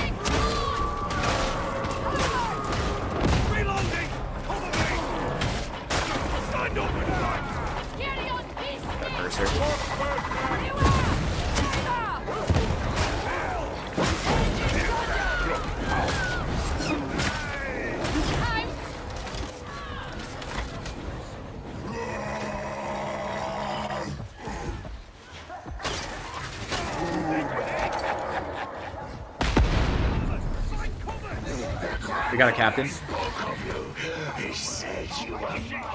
Don't want to make progress here. That's how we're going to avoid too much trouble. Sanction Redactor's target is to be eliminated. May take pleasure in a clean kill, but there should be no. Well, now we kind of have to make progress. What else are we going to do? Praise his name. Oh, separated. We are his.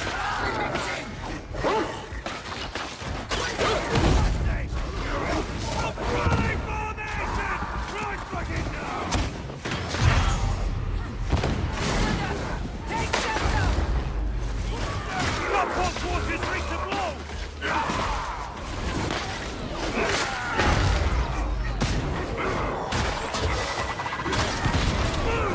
Zealot is Havoc 40 checkers. There isn't a class that's easier to play than Zealot. And part of the reason for that is Zealot has Until Death. And that alone is just the solution to not losing. And I'm not even talking about like Chorus Zealot. I'm talking about using Fury of the Faithful. Like, unironically, it's such a strong ability. Easy kill. Alright, we should probably be due for a second boss trigger. So we'll have to watch out for that. Long as we stay true to the throne, we'll win through. One day the last heretic might fall, Yeah, but short we'll not gunner. live to see it. Is that behind us? It is. There it is. We gotta go this way. We gotta quick in here. For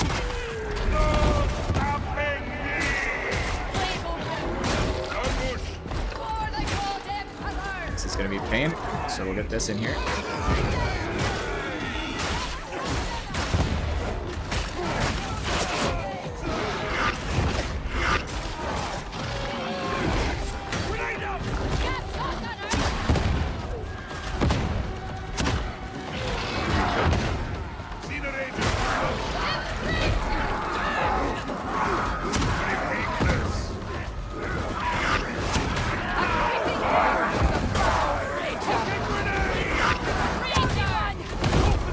See if we can't pop the eye out.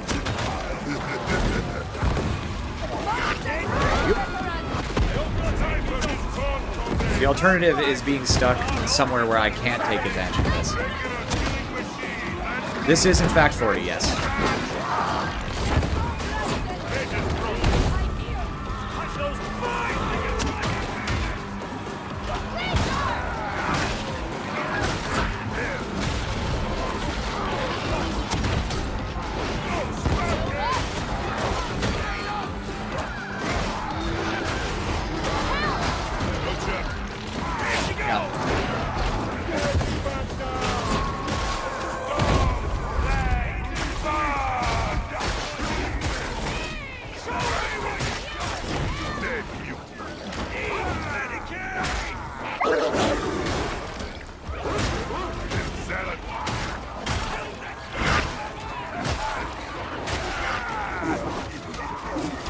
Can we go get him? Nope. May we one day Off the edge. reclaim this majestic one.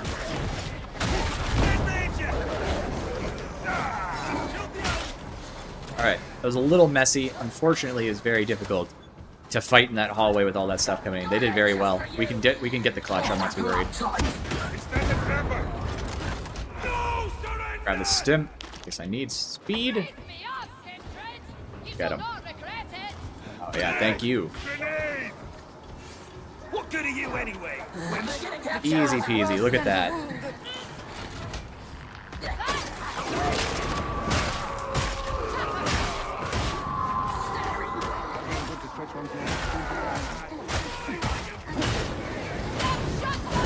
The weakness.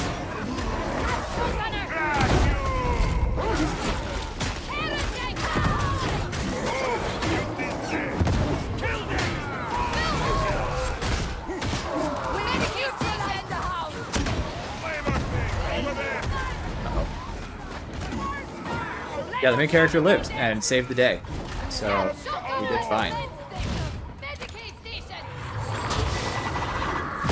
The abomination is no more! Everybody else but me take. Doran, that's you. Doran, that's you.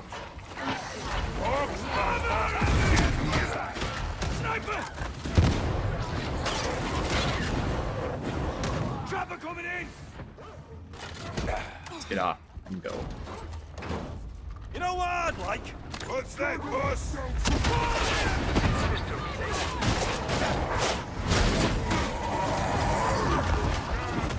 Oh man. Ogren moment. What harm have you visited on this marvel? It feels so bad to take a knife the size of his entire skull and shove it into his face and have him live.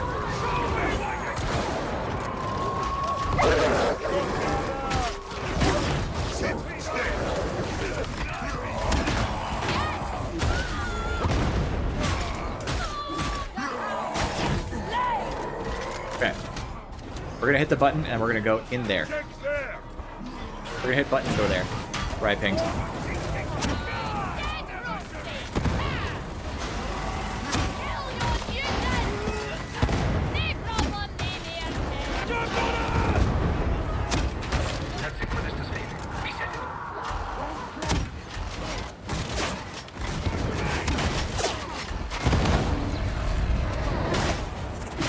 Too slow.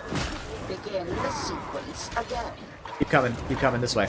We're gonna make circles.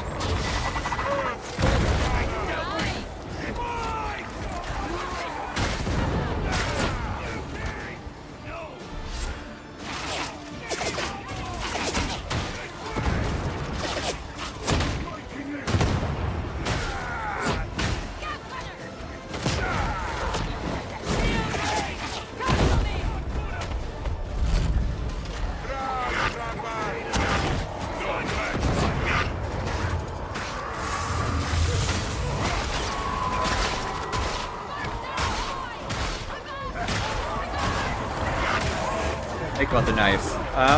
Well, I've been just trying it out. So the real answer is, so far, I don't know.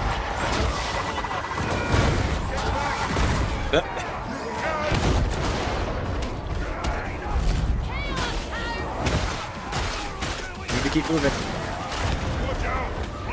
Not keeping a good rotation here. I'm gonna try and rescue this by getting the main character.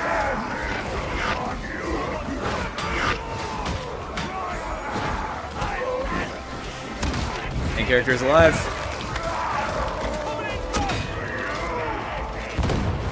Slow here in the choke. So this is a circuit. I learned this from JSAT, and the point is you funnel all the enemies in one line, and you can maximize your AoE work. Versus, I thought I could get him to fire, but he just wouldn't do it.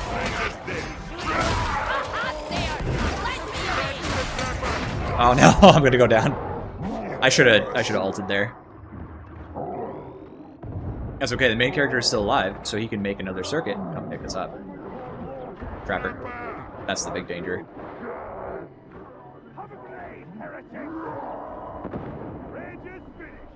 Huge, huge res.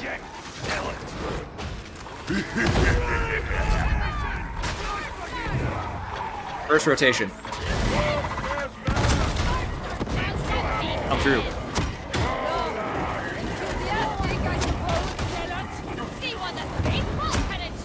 What I will say is that the knife is very fast moving, so it's been kind of nice on that basis alone. It also feels really good into hordes. Like, it's got really decent kill times, but other than that, keep moving. We're gonna rotate around, hit button, and go back up.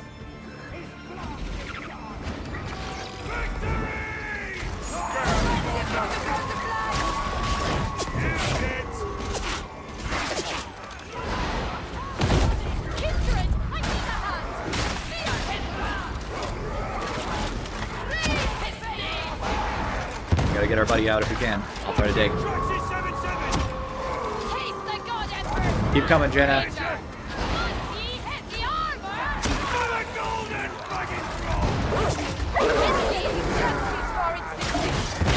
Also, the action economy is better, and what I mean by action economy is I can do more things to stagger enemies or, like, pick off a specific enemy or whatever because I have the ability to. Just clear out these. Just gonna run right through this.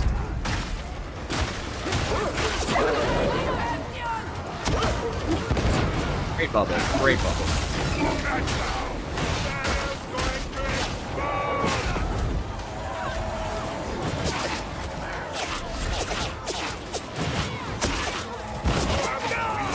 guys go back and choke. I'll get the button. Got a big mutiny!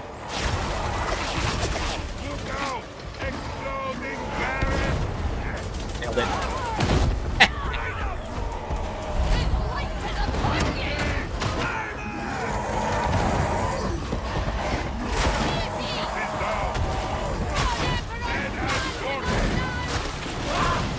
That was really satisfying. Can we just talk about those beauty kills?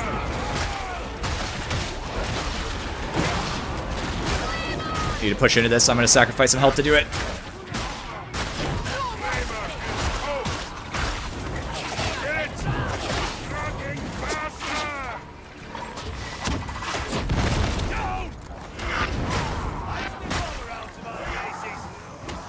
Alright.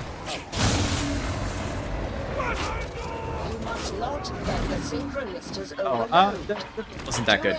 Let's just put it that way. That's the easiest answer. We need to move.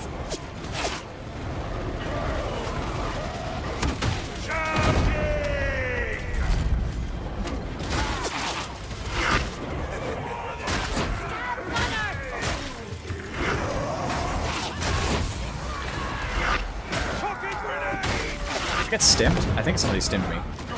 Or someone, Also, I feel like I can dive remarkably well. We gotta go this way.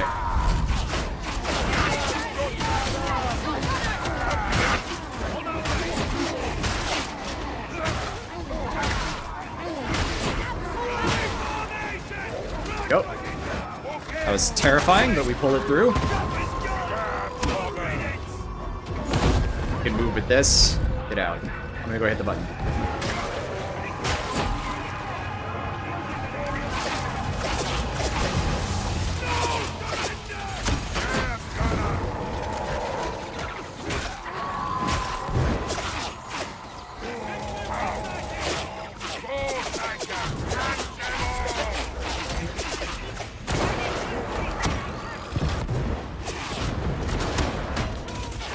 Why not holding my gun? There we go.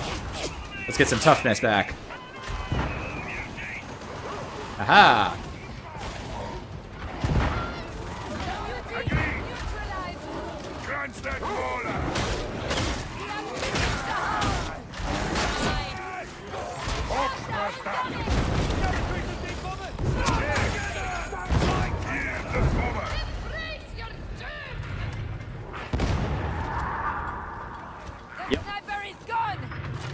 Still am I feeling no pain, and yet I live.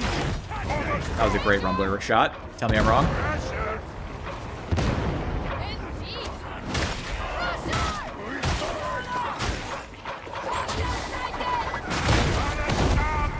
Don't think so, nerds.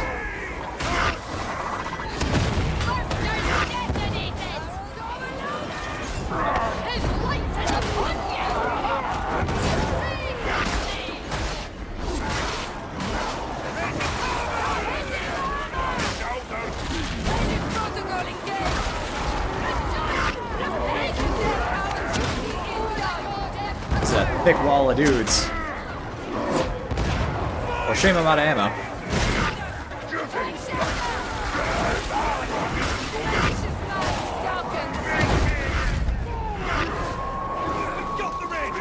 Sorry, I'm paying attention. I won't be able to read comments for a second. The story is we were placed together, all organically in order to record that little session for Havoc, the Havoc trailer that we were in, and we just like playing together, so we've been playing together since.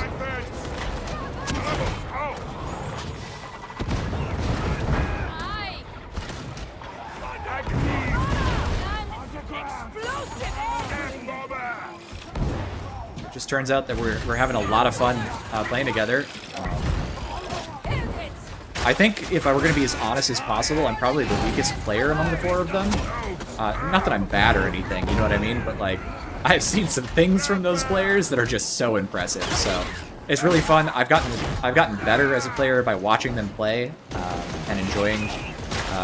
They actually all have channels, by the way, so you can go watch them if you want.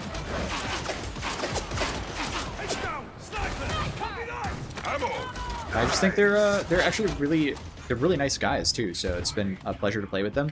and get games in and sort of talk about the game and the mechanics and try to put together content that's challenging for ourselves. One of the more entertaining parts of it is that when the 4 of us are playing together, like, we might take it down or something. I'm not saying like we're perfect. You know, I've never had players who are, but I will say that we should just get in. You can cheese at this door, by the way. And we probably should. It is clunky on Ogren, but you have to do it just like you have to do it on everything. It's clunky on Ogren. But people like talking to. I must have one of those faces. One you can confide in. Very convincing, I'm sure. I'm so glad you think so. They all posted their Ogren runs. It's really fun to watch their points of view, and they're very incredible players. JSAT is insane. I have seen him pull off a Havoc 40 so like clutch by himself for like 15 minutes as Psyker and take no damage while fighting 2 different monstrosities. Like, it's some of the stuff he does, I'm just like, oh my god. Yeah, very entertaining guy, for sure. We got a big horde coming. I'm gonna hold on to some of this ammo. Watch barrel, watch barrel.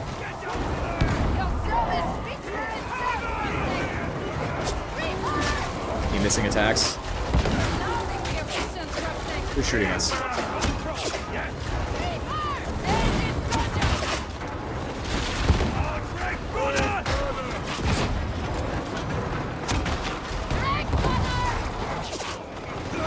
About a minute from dying. 2 HP.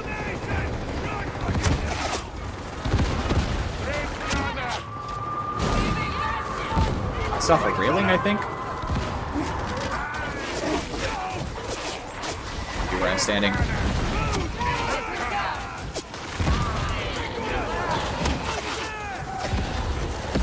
Watch gas.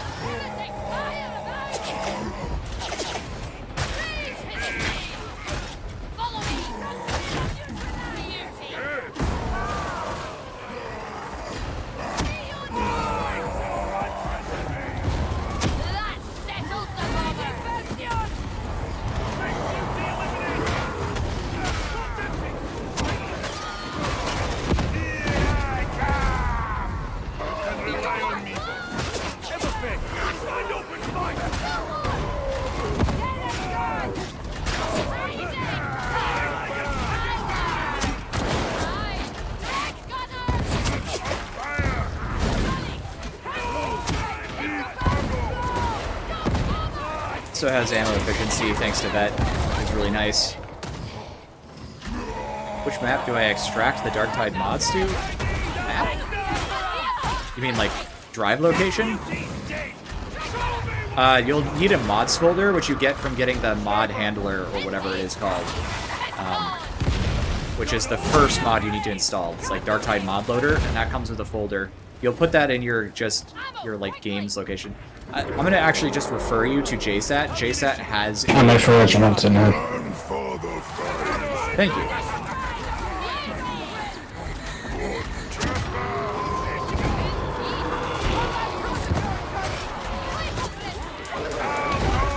Back to the cushion cage.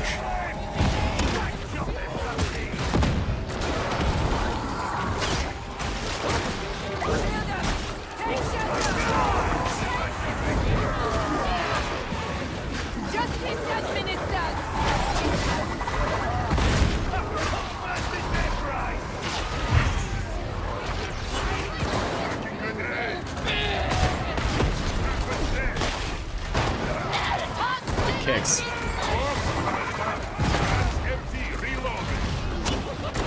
Oh, I missed. Not a great thing to miss. Am I alive?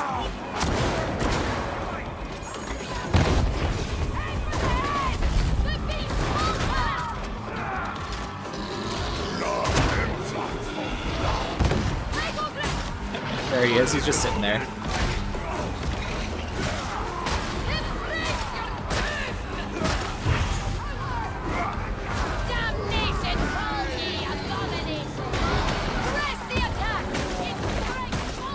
He has great reach.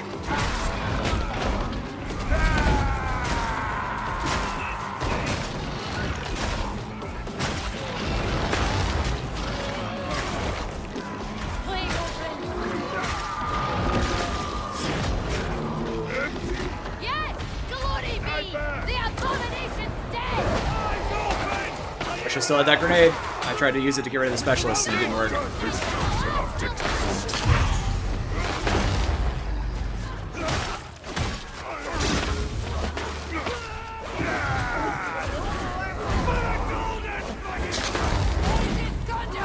Okay, get rid of this dude.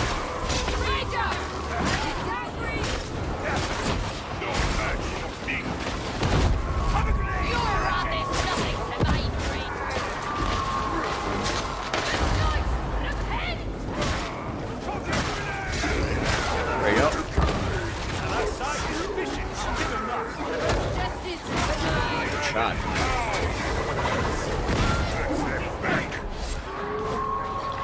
I must be able to slap monstrosities too. Oh, ogre needs a little bit more stuff. Oh, this needs to feel better. Someone suggested you should be able to uppercut light enemies' heads off, and that just needs to be real.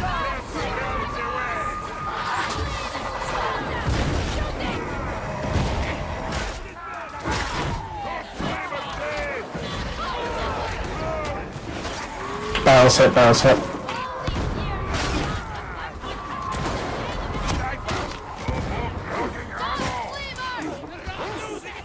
Wait.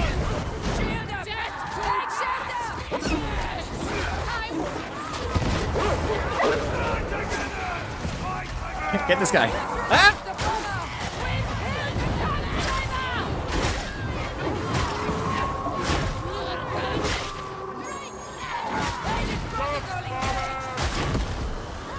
God.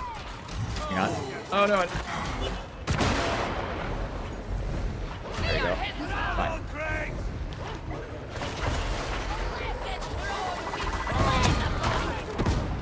Do it. Go bite something else, hound. Sniper!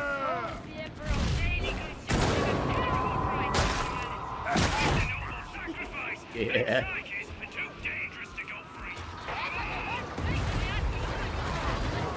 I wish the ground pound was a thing as well. I agree.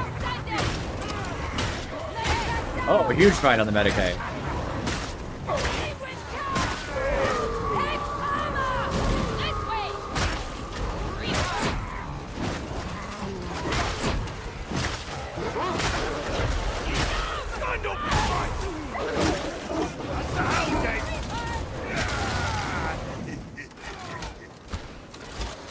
A grand old time we're having, huh? No. 100% worth it. There's another one. Missed.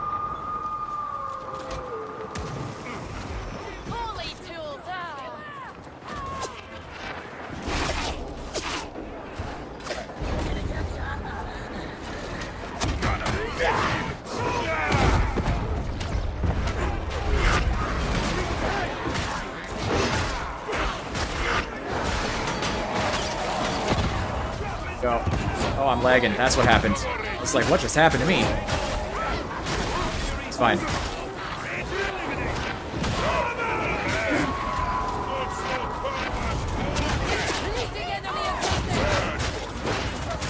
Don't you go feeling kinship betrayed, big man?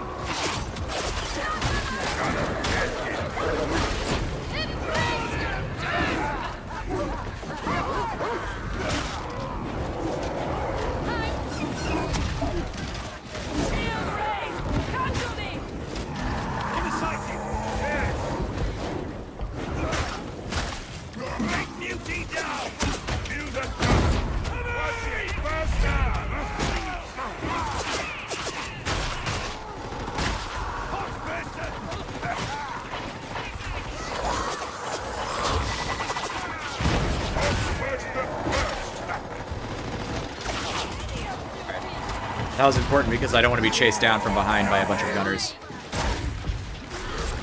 And stab. Was that what it was? It felt like lag, but you probably just block break.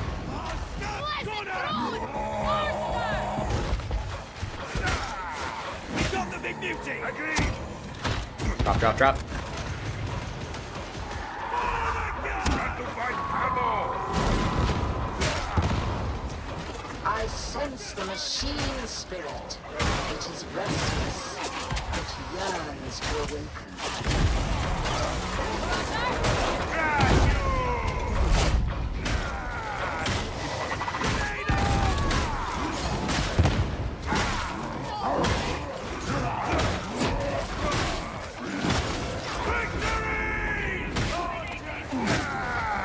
Psyker. Oh boy.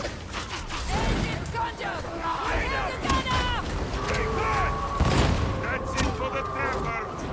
Reaper. Groggy gun's empty. No more groggy ammo.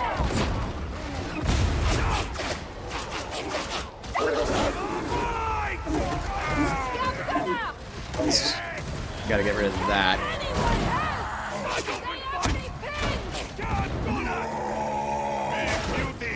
Heavy fire. Got the mute. Yes.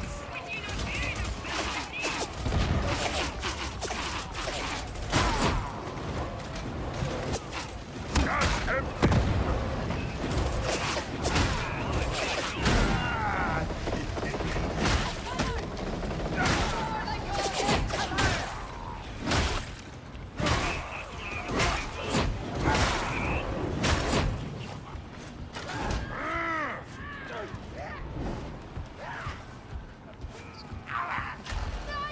Okay. Sniper is dead. This way, up here! Dominate the runner! Take shelter! Gunner is in. Ready your weapon! You did it! How we down!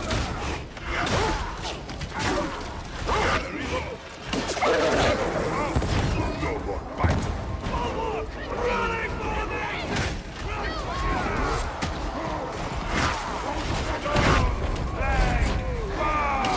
We get this.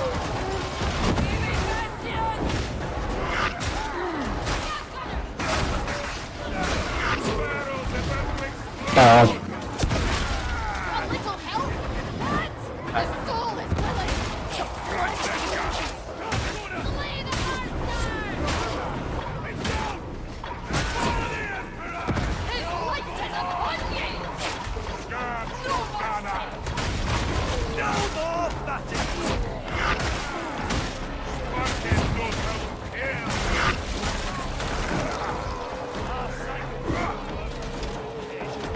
Rectify! You will go! There's only melee weapon? Yeah, I'm just living the.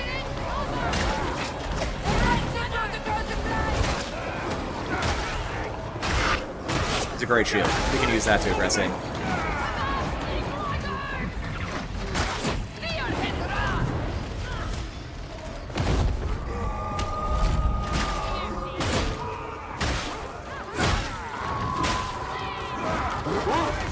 Go back, go back, go back. Eliminate sanction. You don't want to fight him here. Target with alacrity. The Crusher is a really fun weapon, so I totally understand. And it's in a good place now, balance-wise. I wish the power attacks were a little bit more lore-like, because they're a little... They don't do much on the weapon, to be honest. It's Power Sword guy. Stand up! Take shelter!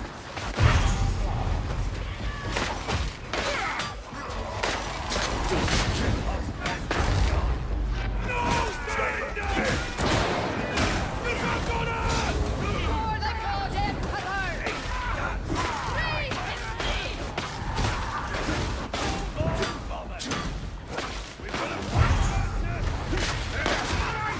Darkness.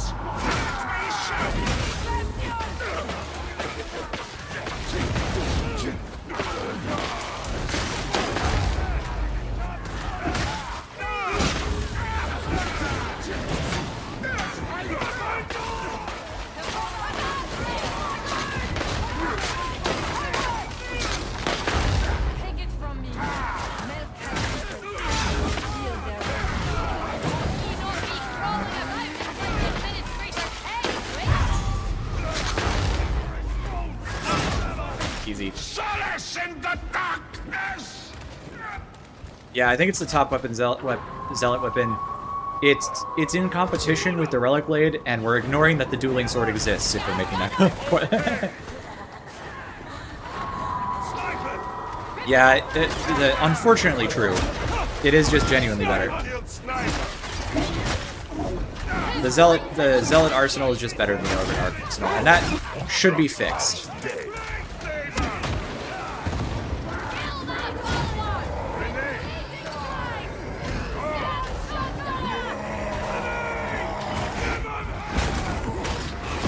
Let's rotate downstairs slowly.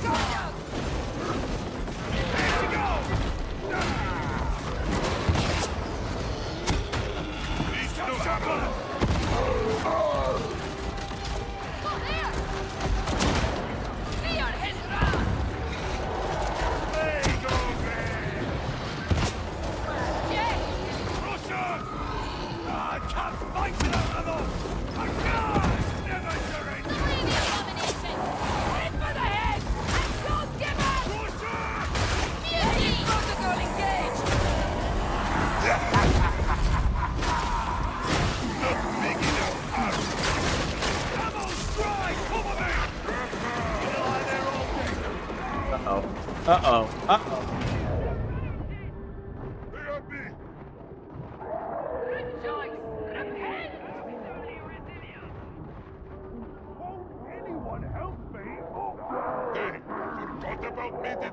This is the problem. You gotta kill the shooters.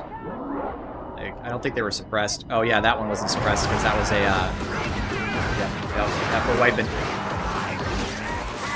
I thought I dodged back into the bubble, but there was a second trapper and I just screwed up.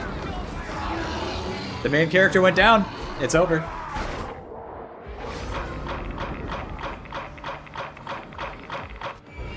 At least that was fun and interesting.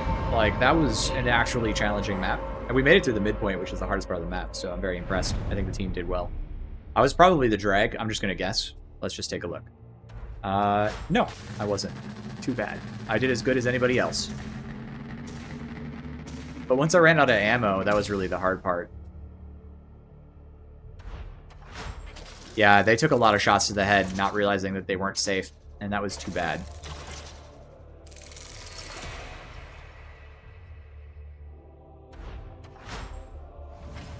Okay. That went really well.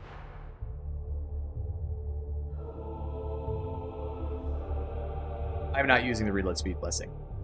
I am using adhesive charge and the blessing that causes bleed stacks, and I'm not using any talents for it either. This build wasn't really on it. I baited him to death. I did. Unfortunately, I died to something that was easily avoidable because I'm a fat ogren. So, my fault. I will be right back, everybody, and then we'll work you in another one.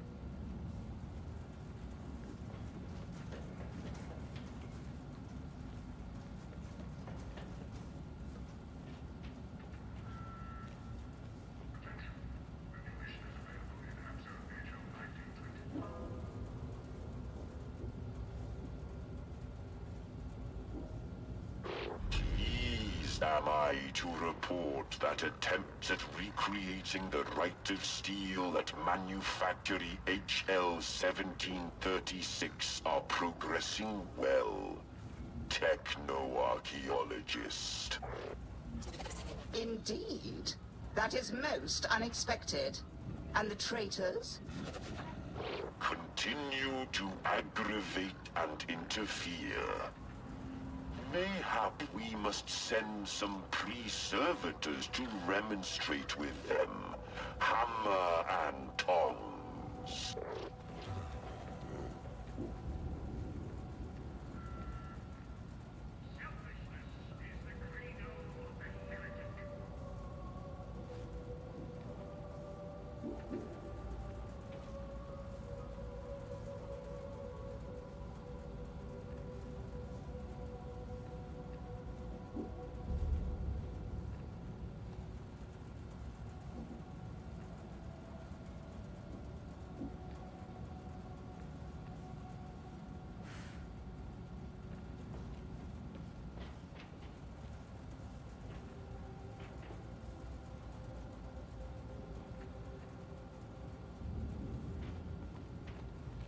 Where are my strike teams? We require additional support. I relayed your request. Back. Let's just switch it up a little. We're gonna play my meta build, and we could just compare and contrast since they're the same exact build, and all I've done is swap weapons. Right? We can see how they play differently.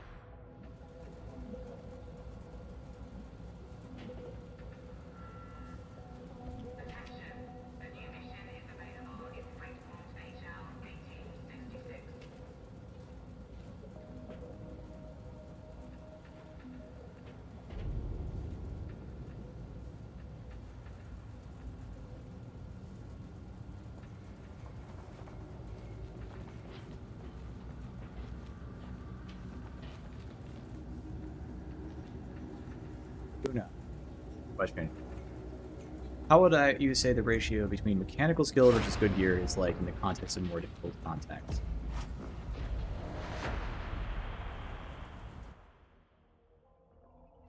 It's a hard question. That's my feeling there. I think that people haven't even begun to realize how much mechanical skill is actually on the table. I think people are...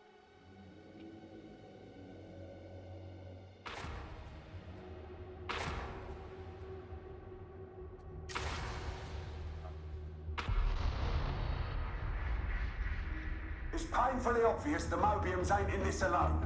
They're getting help from within. I think that's not right, Nico. Like, if we're talking about Havoc difficulty,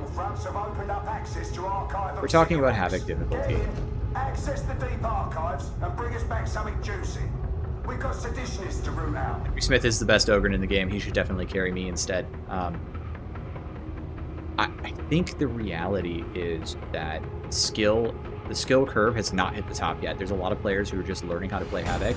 I mean, you saw what I was doing in that game. Like, even though the sections where I had tons of yellow toughness, right? I was able to do things that people are saying is literally impossible, right? Like, you can't rush shooters, but I didn't have special toughness, I just rushed them, and that's partly that my build would feel no pain, and that's partially just knowing how to slide, dodge, and use skills, right? So, and I've seen it with other classes and stuff like that. Like, people are saying, like, you have to play certain ways, and you don't. But I think Havoc really does put build pressure on the player. Like, having a bad build feels really bad in Havoc, because you are, like, let's just be honest about it, like, every time you make a mistake, like, you get punished for it in Havoc. That's not true the same way in Auric. You can make a lot of mistakes in Auric, and it's fine.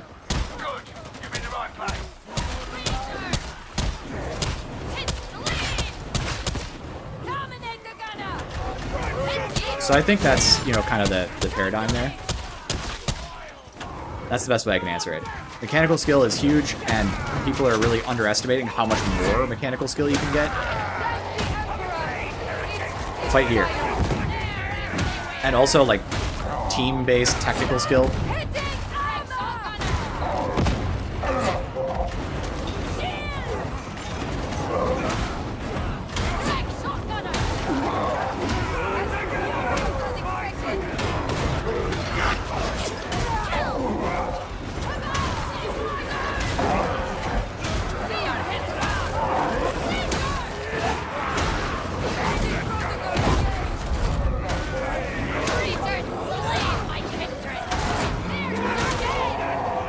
the melee control is so much better with this weapon.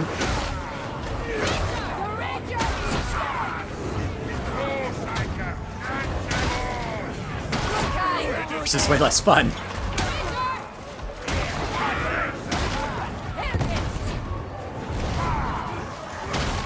I mean, you have to ask the basket. So to say that, Henry, it's like, is any build potentially viable, theoretically viable? Yeah. Is any build practically viable? Well, it depends on what we mean by practical. Like, are we talking about for the average player? Like, definitely not. Are we talking about for, like, the upper 20% of players? They have more options than just running nothing but meta. If we're talking about, like, the top 5 or 1% of players, then they can play whatever they want. We've literally been doing it. I've got 3 videos that are scheduled to go out pretty soon here, and we've played every single... I was waiting for him to come out, and he jumped out so fast. We've played every single ability.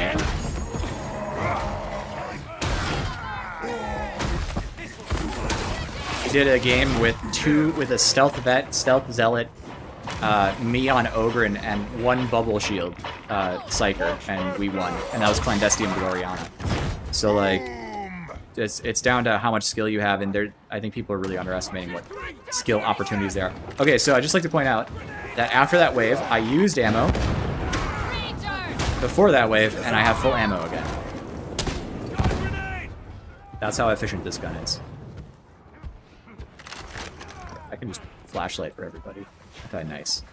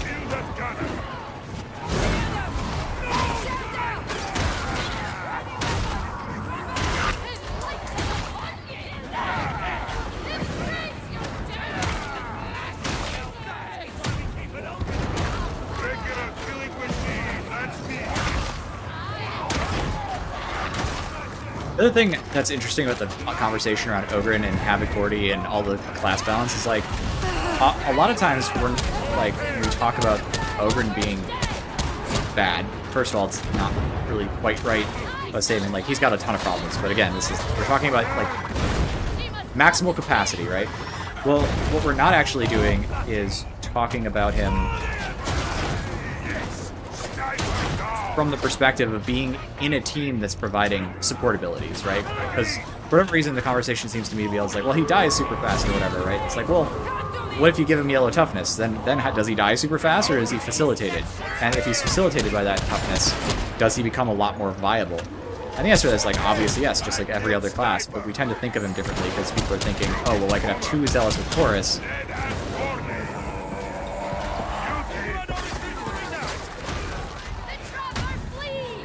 Carry the team, the other team members talk about it being an ogren carry. Oh. Are you talking about that one where I play the off meta? Yeah, that game was particularly just a really hard game. It took us like an hour. It was long. It was painful. It's definitely not an example of the best possible game, but I certainly did very well that game, right? So.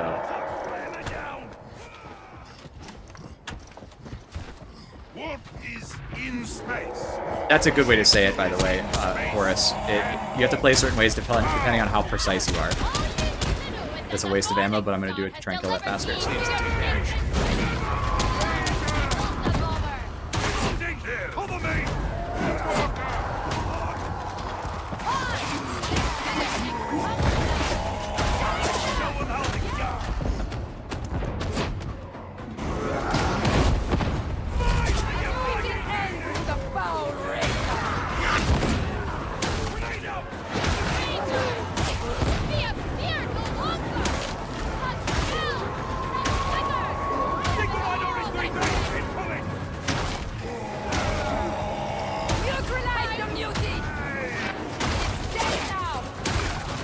Come here.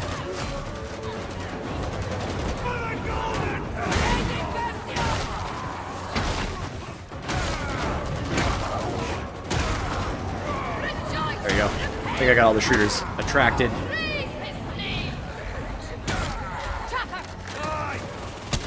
I found that one interesting. I thought it was interesting too. It was very much like, obviously, did not go well, right? Like, but it was an example of what you can do. And I mean, those guys that I was playing with, and this is not in any way intended to insult them, they're not JSAT, right? Like, those guys are kind of, you know, about as good as anybody here, I would think, who just likes the game and played it for a long time.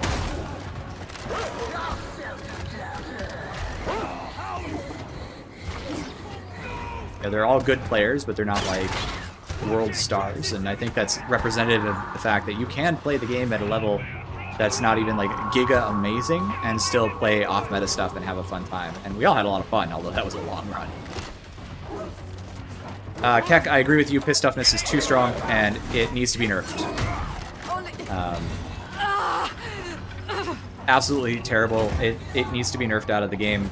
Not out of the game, but like it needs to be nerfed down enough so that the enemies don't. The main thing I would do, by the way, is I would start with just addressing. I'll take the small. I would start with. Oh, everybody's got tons of ammo. All right, well.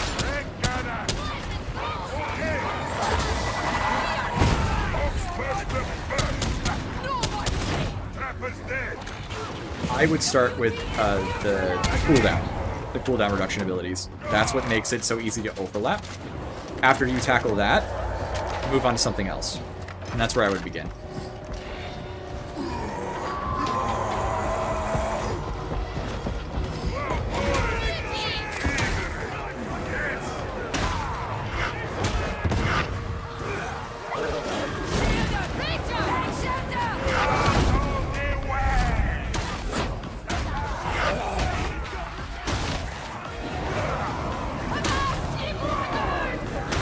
Zella gets out.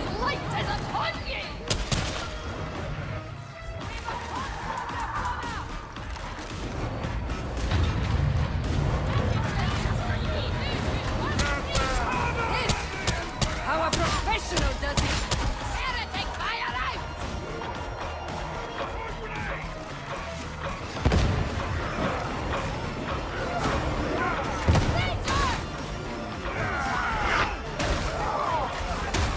Pick up the back because I'm slowest anyway. I've got the most stagger, so I can most safely get through this. Fury does not a victim make. Compellingly visceral. The end in sight.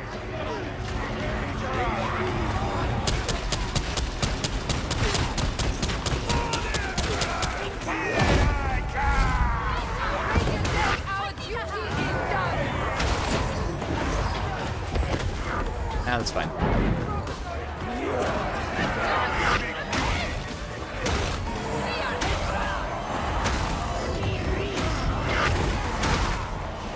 If you had to be a lot more selective with when you can have piss toughness, you would fundamentally just be in a position where you don't have all constant uptime like we kind of do right now. And that alone would just be huge. Buddy, don't get stuck. Here's your bailout.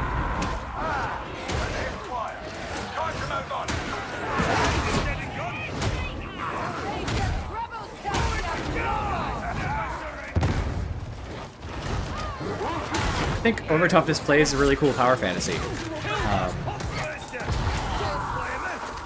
But I mean, I understand the point that you're making, which is that it makes the team really, really survivable. However, it's a gate on, like, realistically speaking, if we didn't have it all the time, it's a gate on one nasty attack. Uh-oh. Oh, no. Tragic.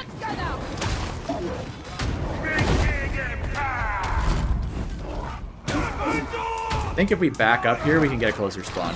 Back up, we can try and get a close spawn. Stubber must die.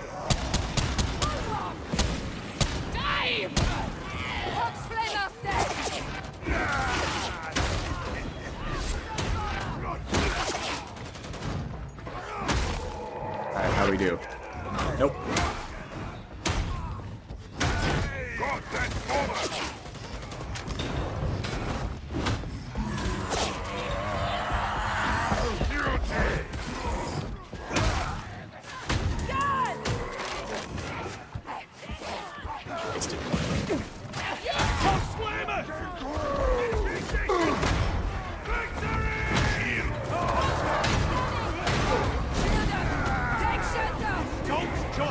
Every single time.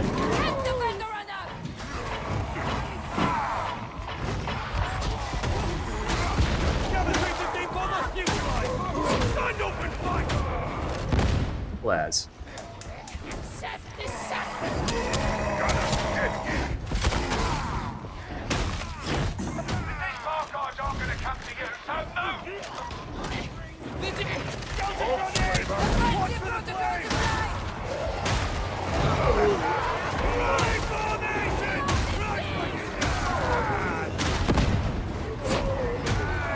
Grab slow.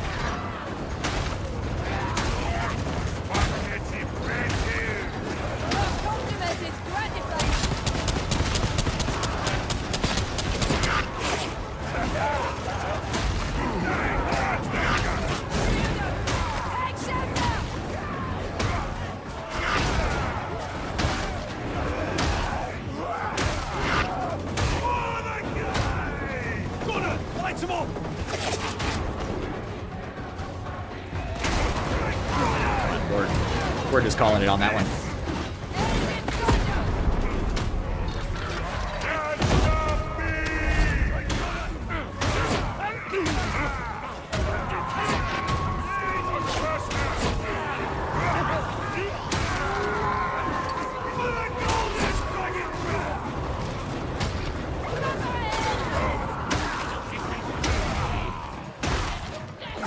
Be of good cheer. Trapper is back.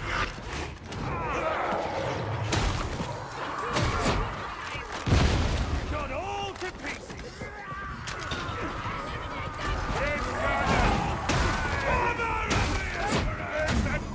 There's other ways we could address over toughness in general, and I don't think it's unreasonable to say, hey, we should look at it at like a root level. I think that's fair. I just think the first thing I would do is try to be very limited about it and not hit it with too hard of a stick, because the last thing you want to do is just take a cool ability, and it is a cool ability, and neuter it so hard that it's no longer viable.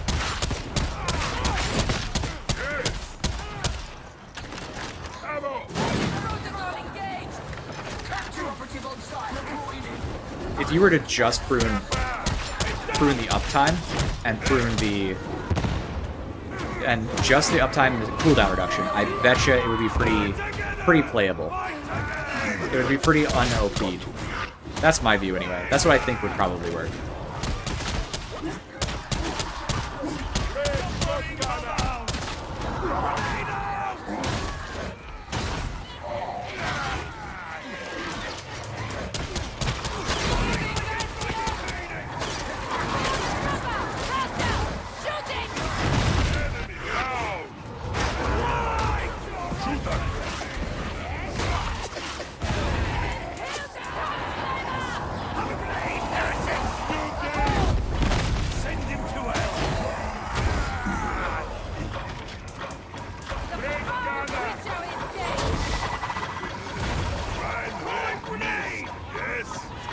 Burster.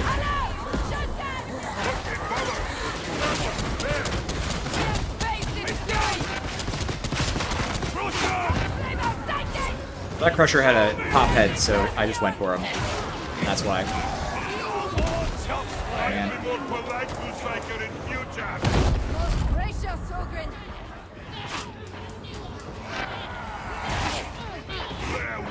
I can survive this.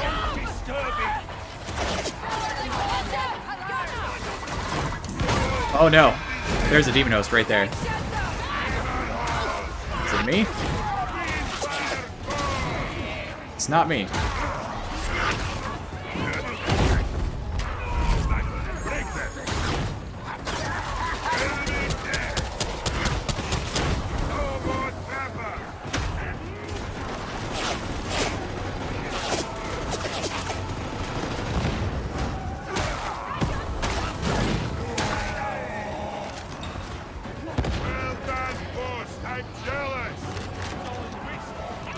Yeah, that's exactly it. I don't want to blindly nuke too many builds.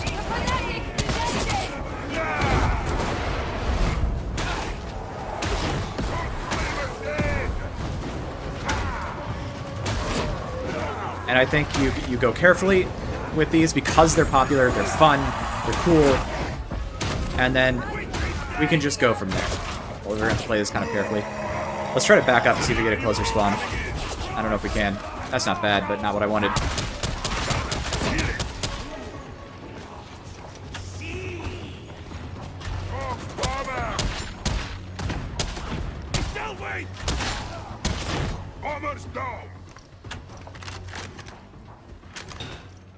Yeah, that's the other thing about chorus is you just stand around, so it's kind of a... It is bad in a lot of ways because of that. Oh, hey, they're close. Hey, we got the good spawn. Nice. That feels pretty good, doesn't it? Hey, just don't hurt me, Psycho. Hey, thy generous colleague. Away from that bastard! If we refuse to learn from them. Past is past. Triggered. Did the zealot trigger the demon host? Was it? It was probably chorus because the demon host is right there, wasn't it? Break shotgun out. Move there. Take the ammo. I don't need all of it. You can have the ammo. I don't need it all. Break shotgun out. It's nasty. We're going in on that. Barrels about to explode.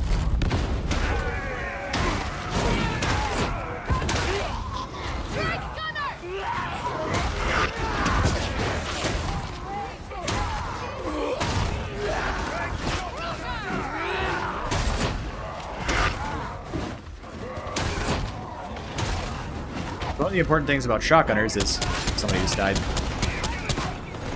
They respond very well to being taunted, which is why it's important to rush in on them and taunt them if you can. Because they decide to turn off their guns when taunted. Where are you?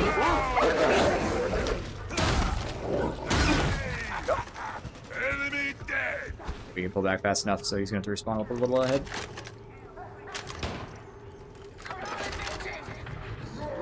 That, I don't know the answer to that question. I hope not. That'd be really annoying.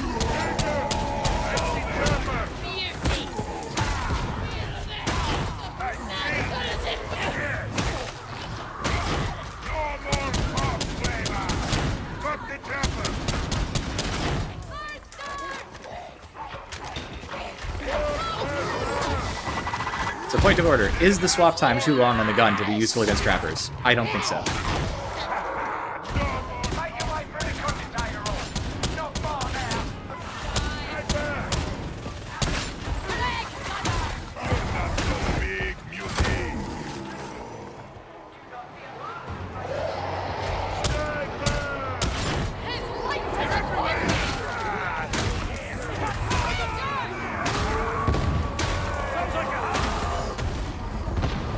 Okay, I dodged him and then he reacquired and killed and got me. God, it's such an ogre moment.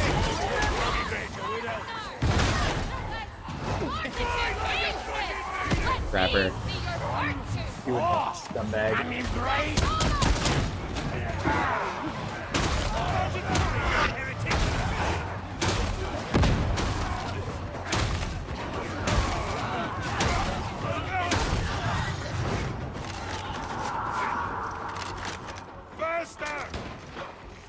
Alright. Patty's dead! Don't get sloppy! I'm not dragging you back!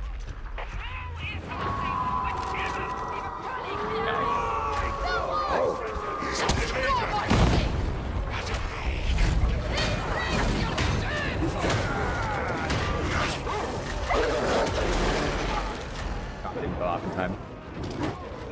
That is action economy right there. I knew it was coming. I could have reacted, but I wasn't allowed to.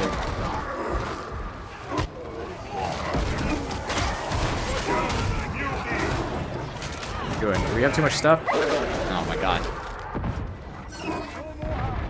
I just wanted to heavy attack it.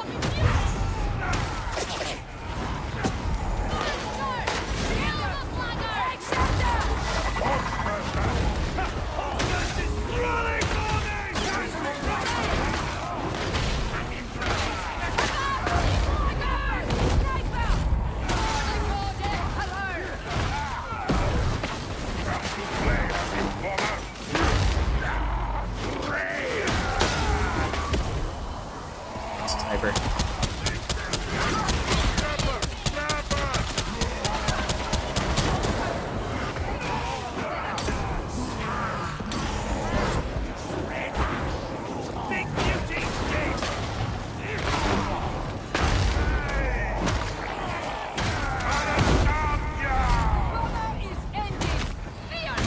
Arden feels so bad to shoot into.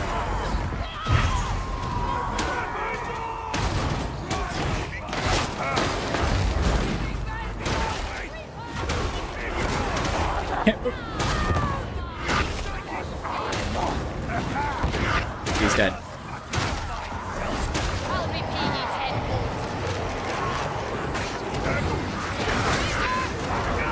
That was a mispress. Man. Alright, there we go. That's better. Jesus, that was not what I wanted to press.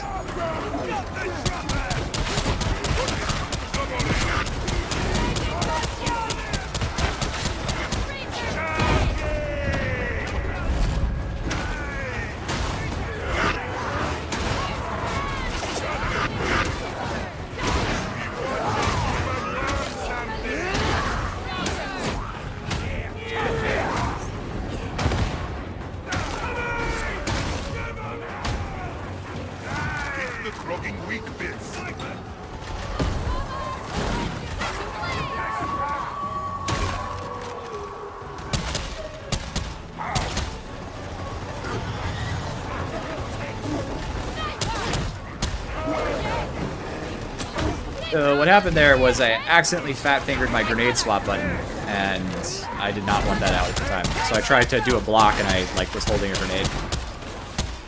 Kill the trapper!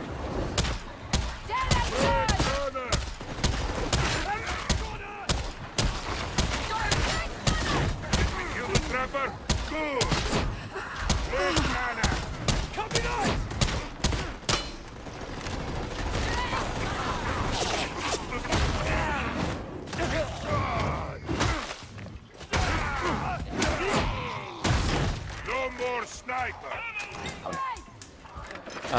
I shouldn't take this. I can take a free down.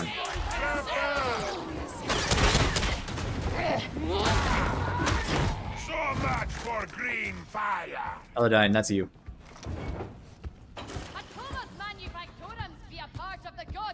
I'm gonna take it down somewhere.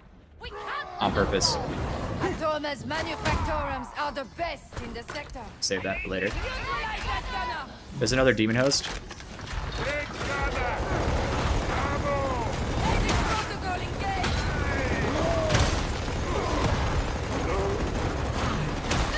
There's too much stuff. I don't want to do it here.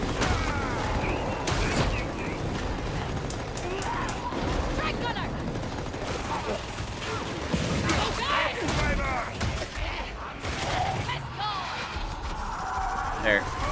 Maybe this. Dang it, I'm trying to down. Perfect.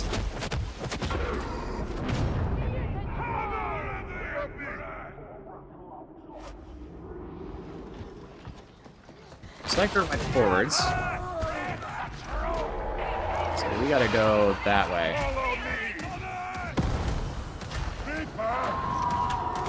If we think we can even get to him. Nope.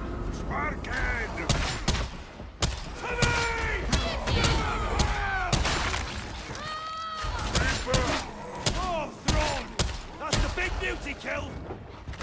Got the sniper.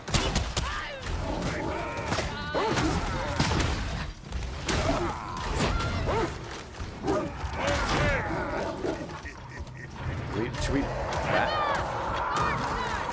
get the res? No, it's too late. I was too slow. Sorry about that. That was stupid of me.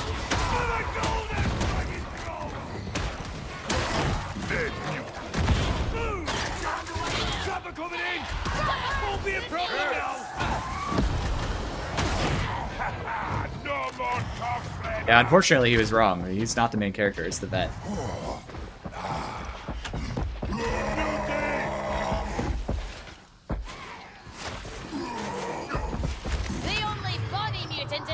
Take the other way to avoid the demon host. Yeah. What's that, boss? Some proper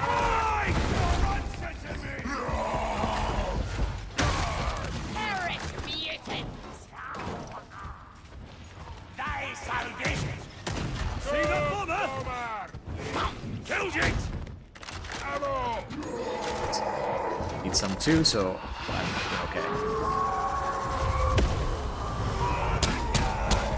Oh, man. That linger time. Kick balls!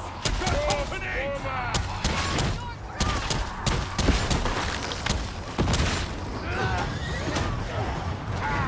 Coming through! Safety in numbers, folks. Group up.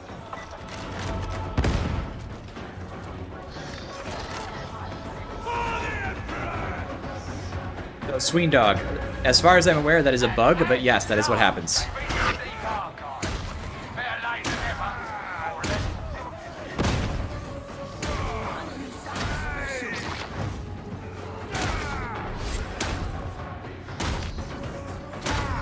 Just riveting gameplay. Only well, it seems. Jumping pitch in or just watch? Embrace your doom! Praise his name!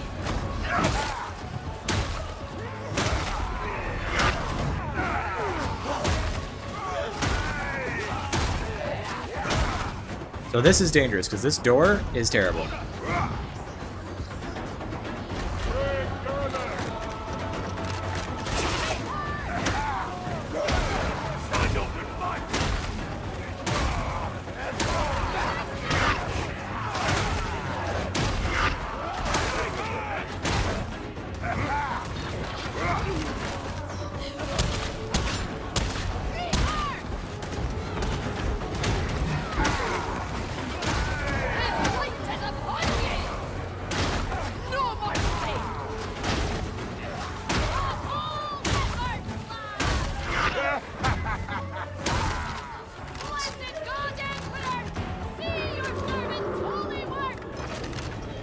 Trigger on that.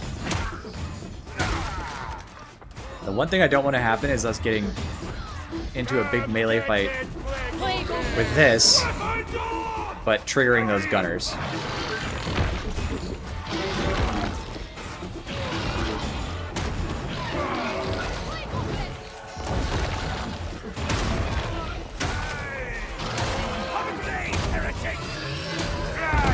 Countercharged. Direct nerd.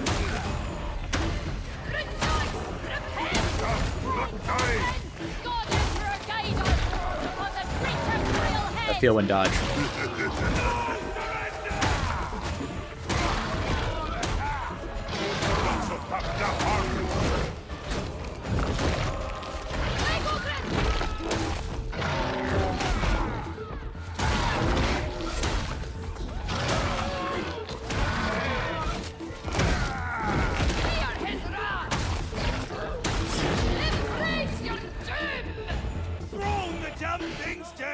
Good fight, won well. Probably can get a captain too, so we gotta be careful. Got an extra grenade I can use. So the shove everything over every some number of seconds talent is just so strong. It's really underestimated in my opinion, because I don't see people like considering it a requirement, and it just is. It's a requirement.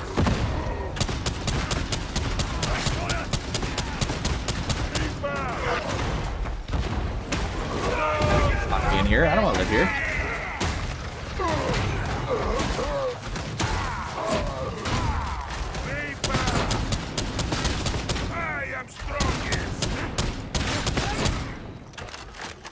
Yeah, that's nice. That's very nice. Did somebody take that grenade? Yeah, okay. That's fine as long as I know that it happened. Okay.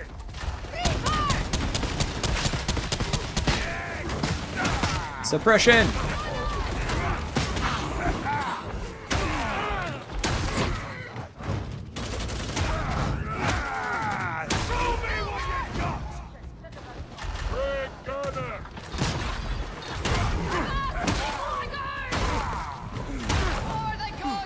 This is why Chorus is strong, because none of these gunners can do anything because our big Chorus friend has turned them all off. It's the pause button on the video game.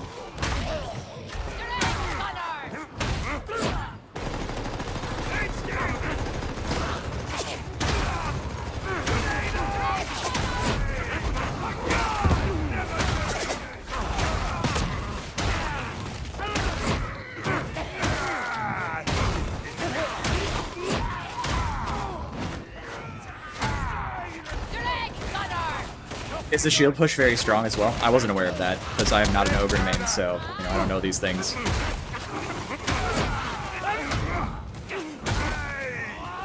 I mean, ogren pushes are already pretty strong, so...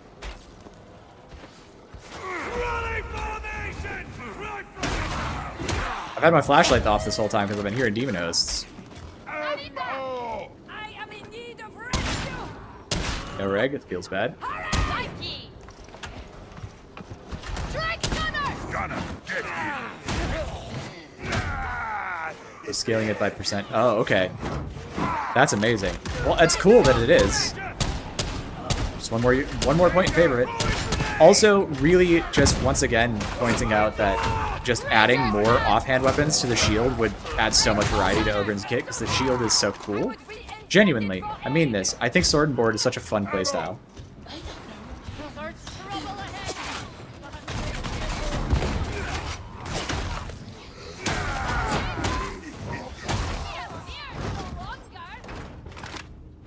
Nice. We got our buddy back. That was a long ride. Sorry for the long ride, bud.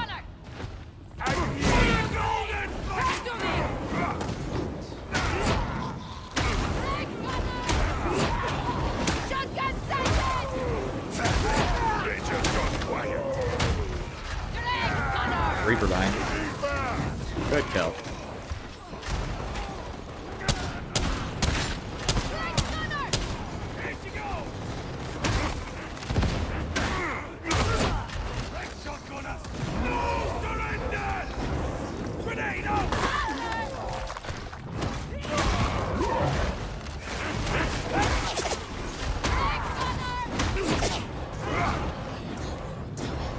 There it is. Wanna draw them up or go through?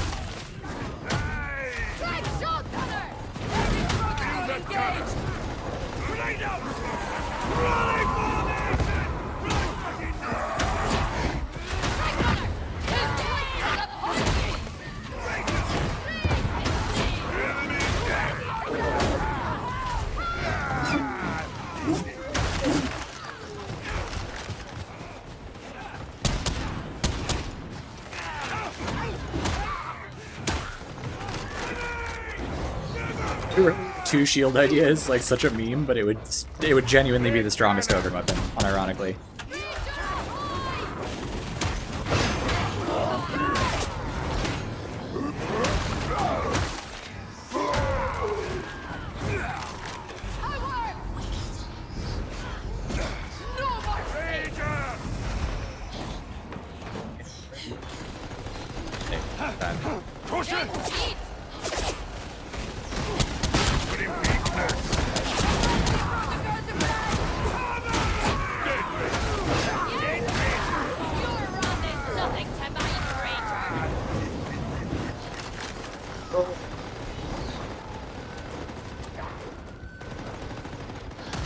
Like turn up brightness for a lights out.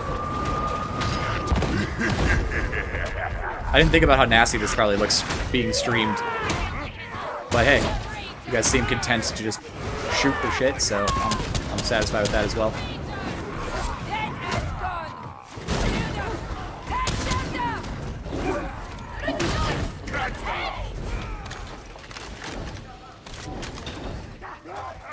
Got all ammo crate. Let's go. You can't see shit in this mission anyway.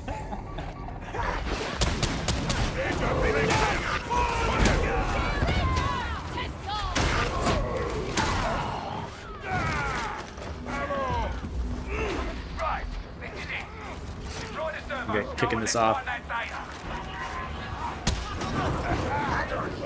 Pay attention. Scanning proxy deployed. All spexes activated. Serpent skull, I shall look to you for a replacement. No more noise from that raider.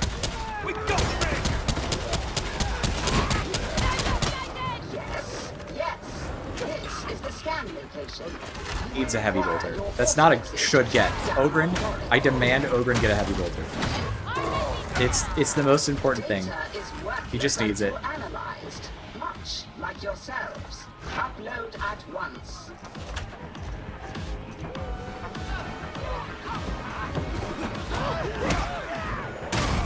Varlets, it has reached my attention that you are not retrieving additional data from the scan zone.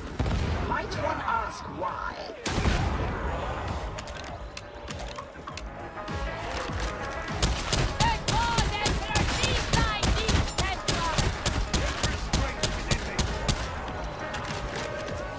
That will be sufficient. Upload to the servo scout if... The fact that when I sprint and my gun goes like this and I can't use my flashlight anymore is just... so evil. It's evil.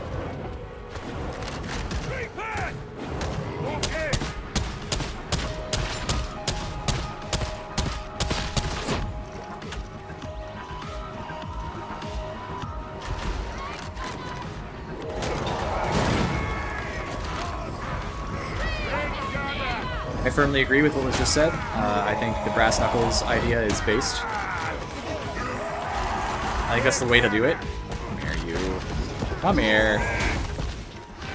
Okay, go to sleep, little guy.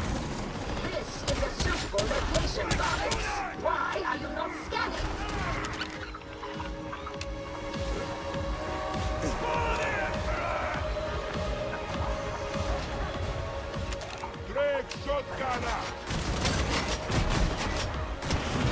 Oh my god. I didn't have stamina. That's nasty.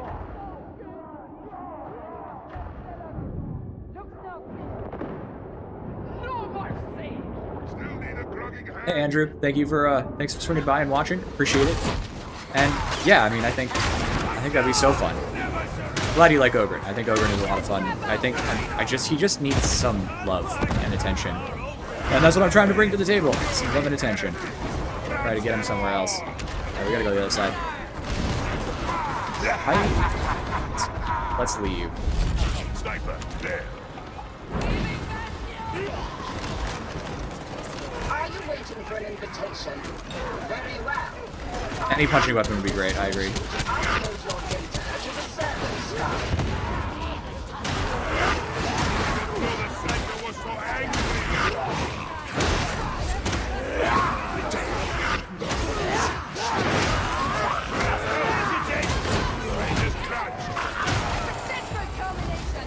Oh, do. So let's do it. I think that was the first time I used Medicaid. There's ammo.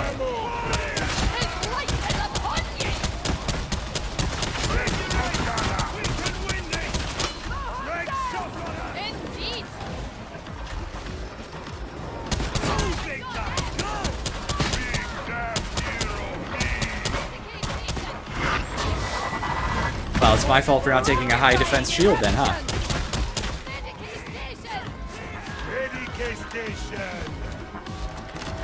One. We take one.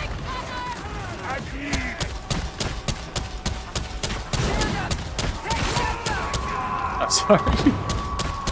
I'm just blasting ammo because it's fun.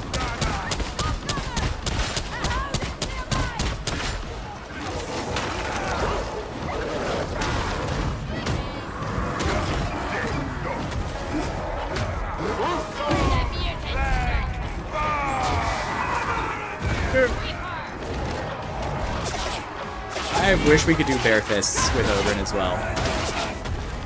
Oh boy.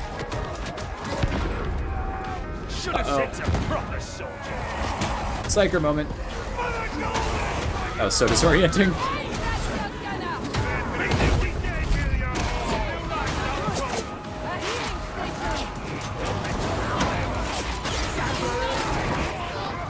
That field is still there.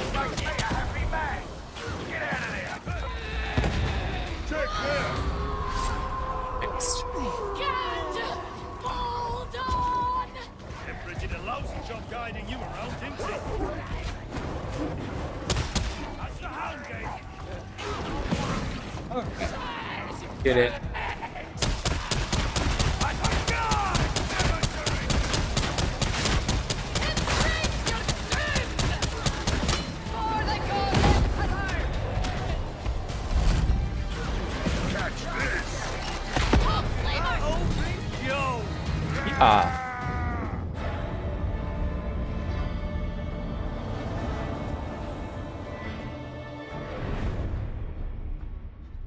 out of memory.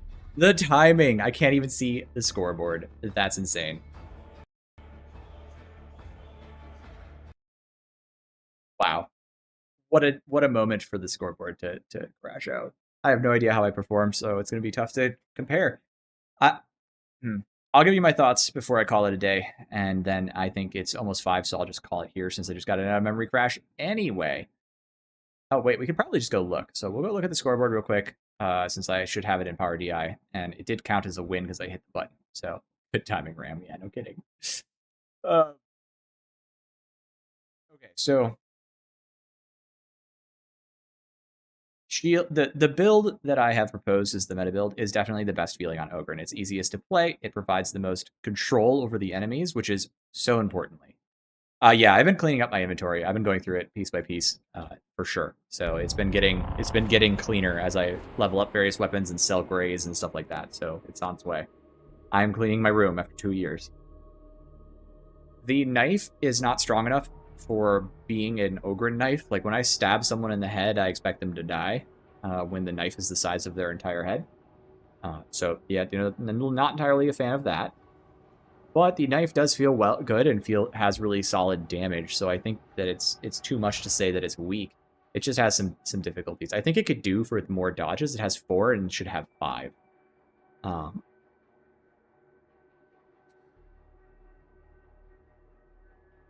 Outcome 1. Is it bugged? I can't click it. There it goes. You're very welcome, Luck. I am happy to have provided. Let's look at the damage. Yeah, I like the knives. I think the knives need to be better and need to be meta again. So let's look at the damage real quick. So I did base damage 500 from just the shield, and then on condition, I did another 100,000 from bleed stacks. Now I'm competing with Doran for bleed stacks here because fundamentally, he's chucking grenades and I'm chucking bleeds as well. But the upside is we kill stuff very quick. There's actually an interaction with Ogren's charge and his ability to do extra damage to targets that works really well with grenades. So it actually makes grenades spam and ogren charge really strong when paired together. I'm talking about all the knives, but most notably the Cork Mark IV definitely was the one I was enjoying. I do like the original Bull Butcher cleaver just because I think it's a fun weapon. But I think this build is very playable into Havocs. Obviously, we did pretty well. I don't believe I died, but I did down a couple times. One of those downs was on purpose. So I downed once by accident, once on purpose. Not a bad outcome for an ogren that supposedly can't handle shooters, right? Now, we did have a bunch of psychic shield, and playing around shield is super important on any class if you have a shield. I was running the bleed damage reduction, absolutely. So, Nico, this is I was running the exact build I posted on my meta build. That's the exact build I just ran. And I did the same thing with the knife. Wesley, thank you. That's incredibly generous of you. I really appreciate that. I hope that I can keep up some of this ogren content because my goal is, again, to get him buffed. And I want to see the changes be appropriate. And I don't want to overbuff him because I think he's got some really high strengths, but he is way too up and down. So I'm hoping to do that. So I appreciate the $10. Let's get some W's in the chat for my friend Wesley. And hey, thank you again. That's really awesome. I'm gonna keep digging at this problem until I can get some additional suggestions beyond the video I already did.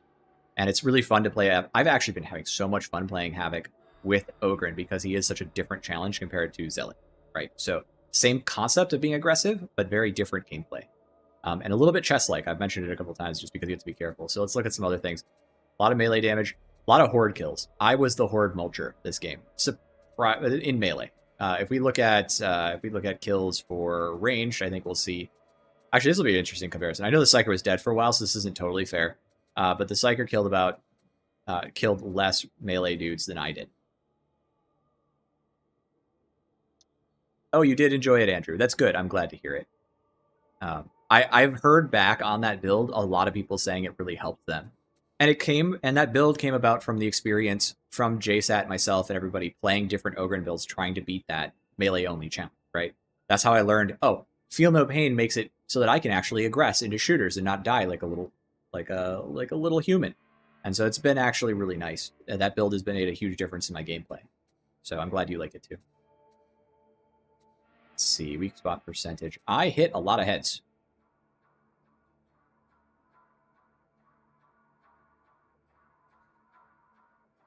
Bruce, you were the psyker? Well played to you. Thanks for playing. I had a great time. I'm sorry we lost Gloriana. I really think we could have won Gloriana. I think we were pretty close. I misplayed, and I cost us the game, so I apologize for that.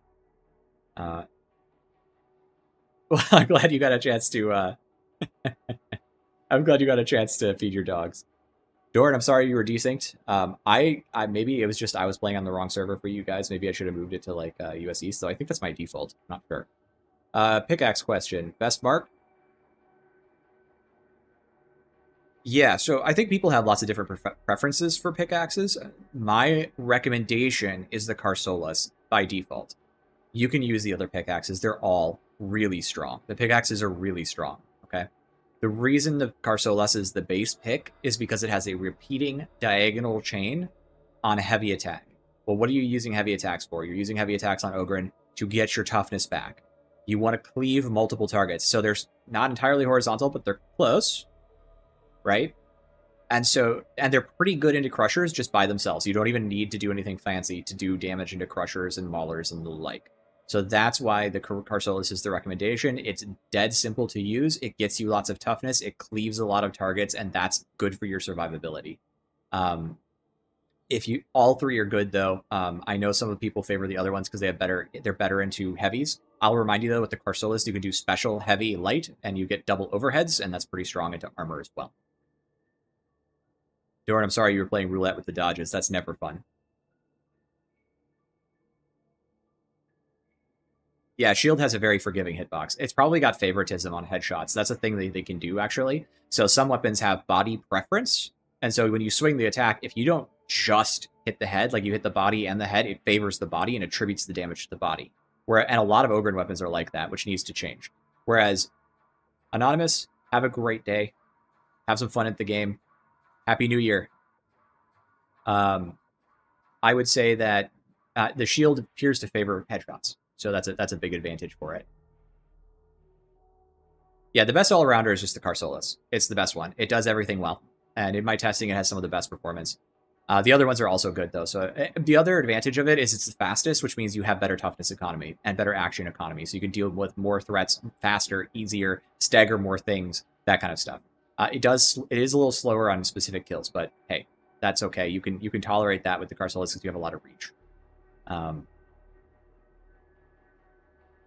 Yeah, I don't know what to do with the push special on the Branks either. I liked the Branks at first too, but I did testing on the Carsolas and I was like, this is disgusting. So if you're playing into Havoc and you just want to pick the easy option, that's the one. That's why I chose it. I don't know if they've changed it, but body priority. So maybe you're right, Keck. They've changed it on all the weapons, but body priority is actually a thing on a lot of ogren weapons, at least back in the day, and it was actually really annoying. And also, it's a thing on ranged weapons. So the bolt pistol now more heavily favors headshots than before, and it also passes through arms if it's going to hit the head. So that's like one of the mechanics that's in the game. Is you can deprioritize other body parts.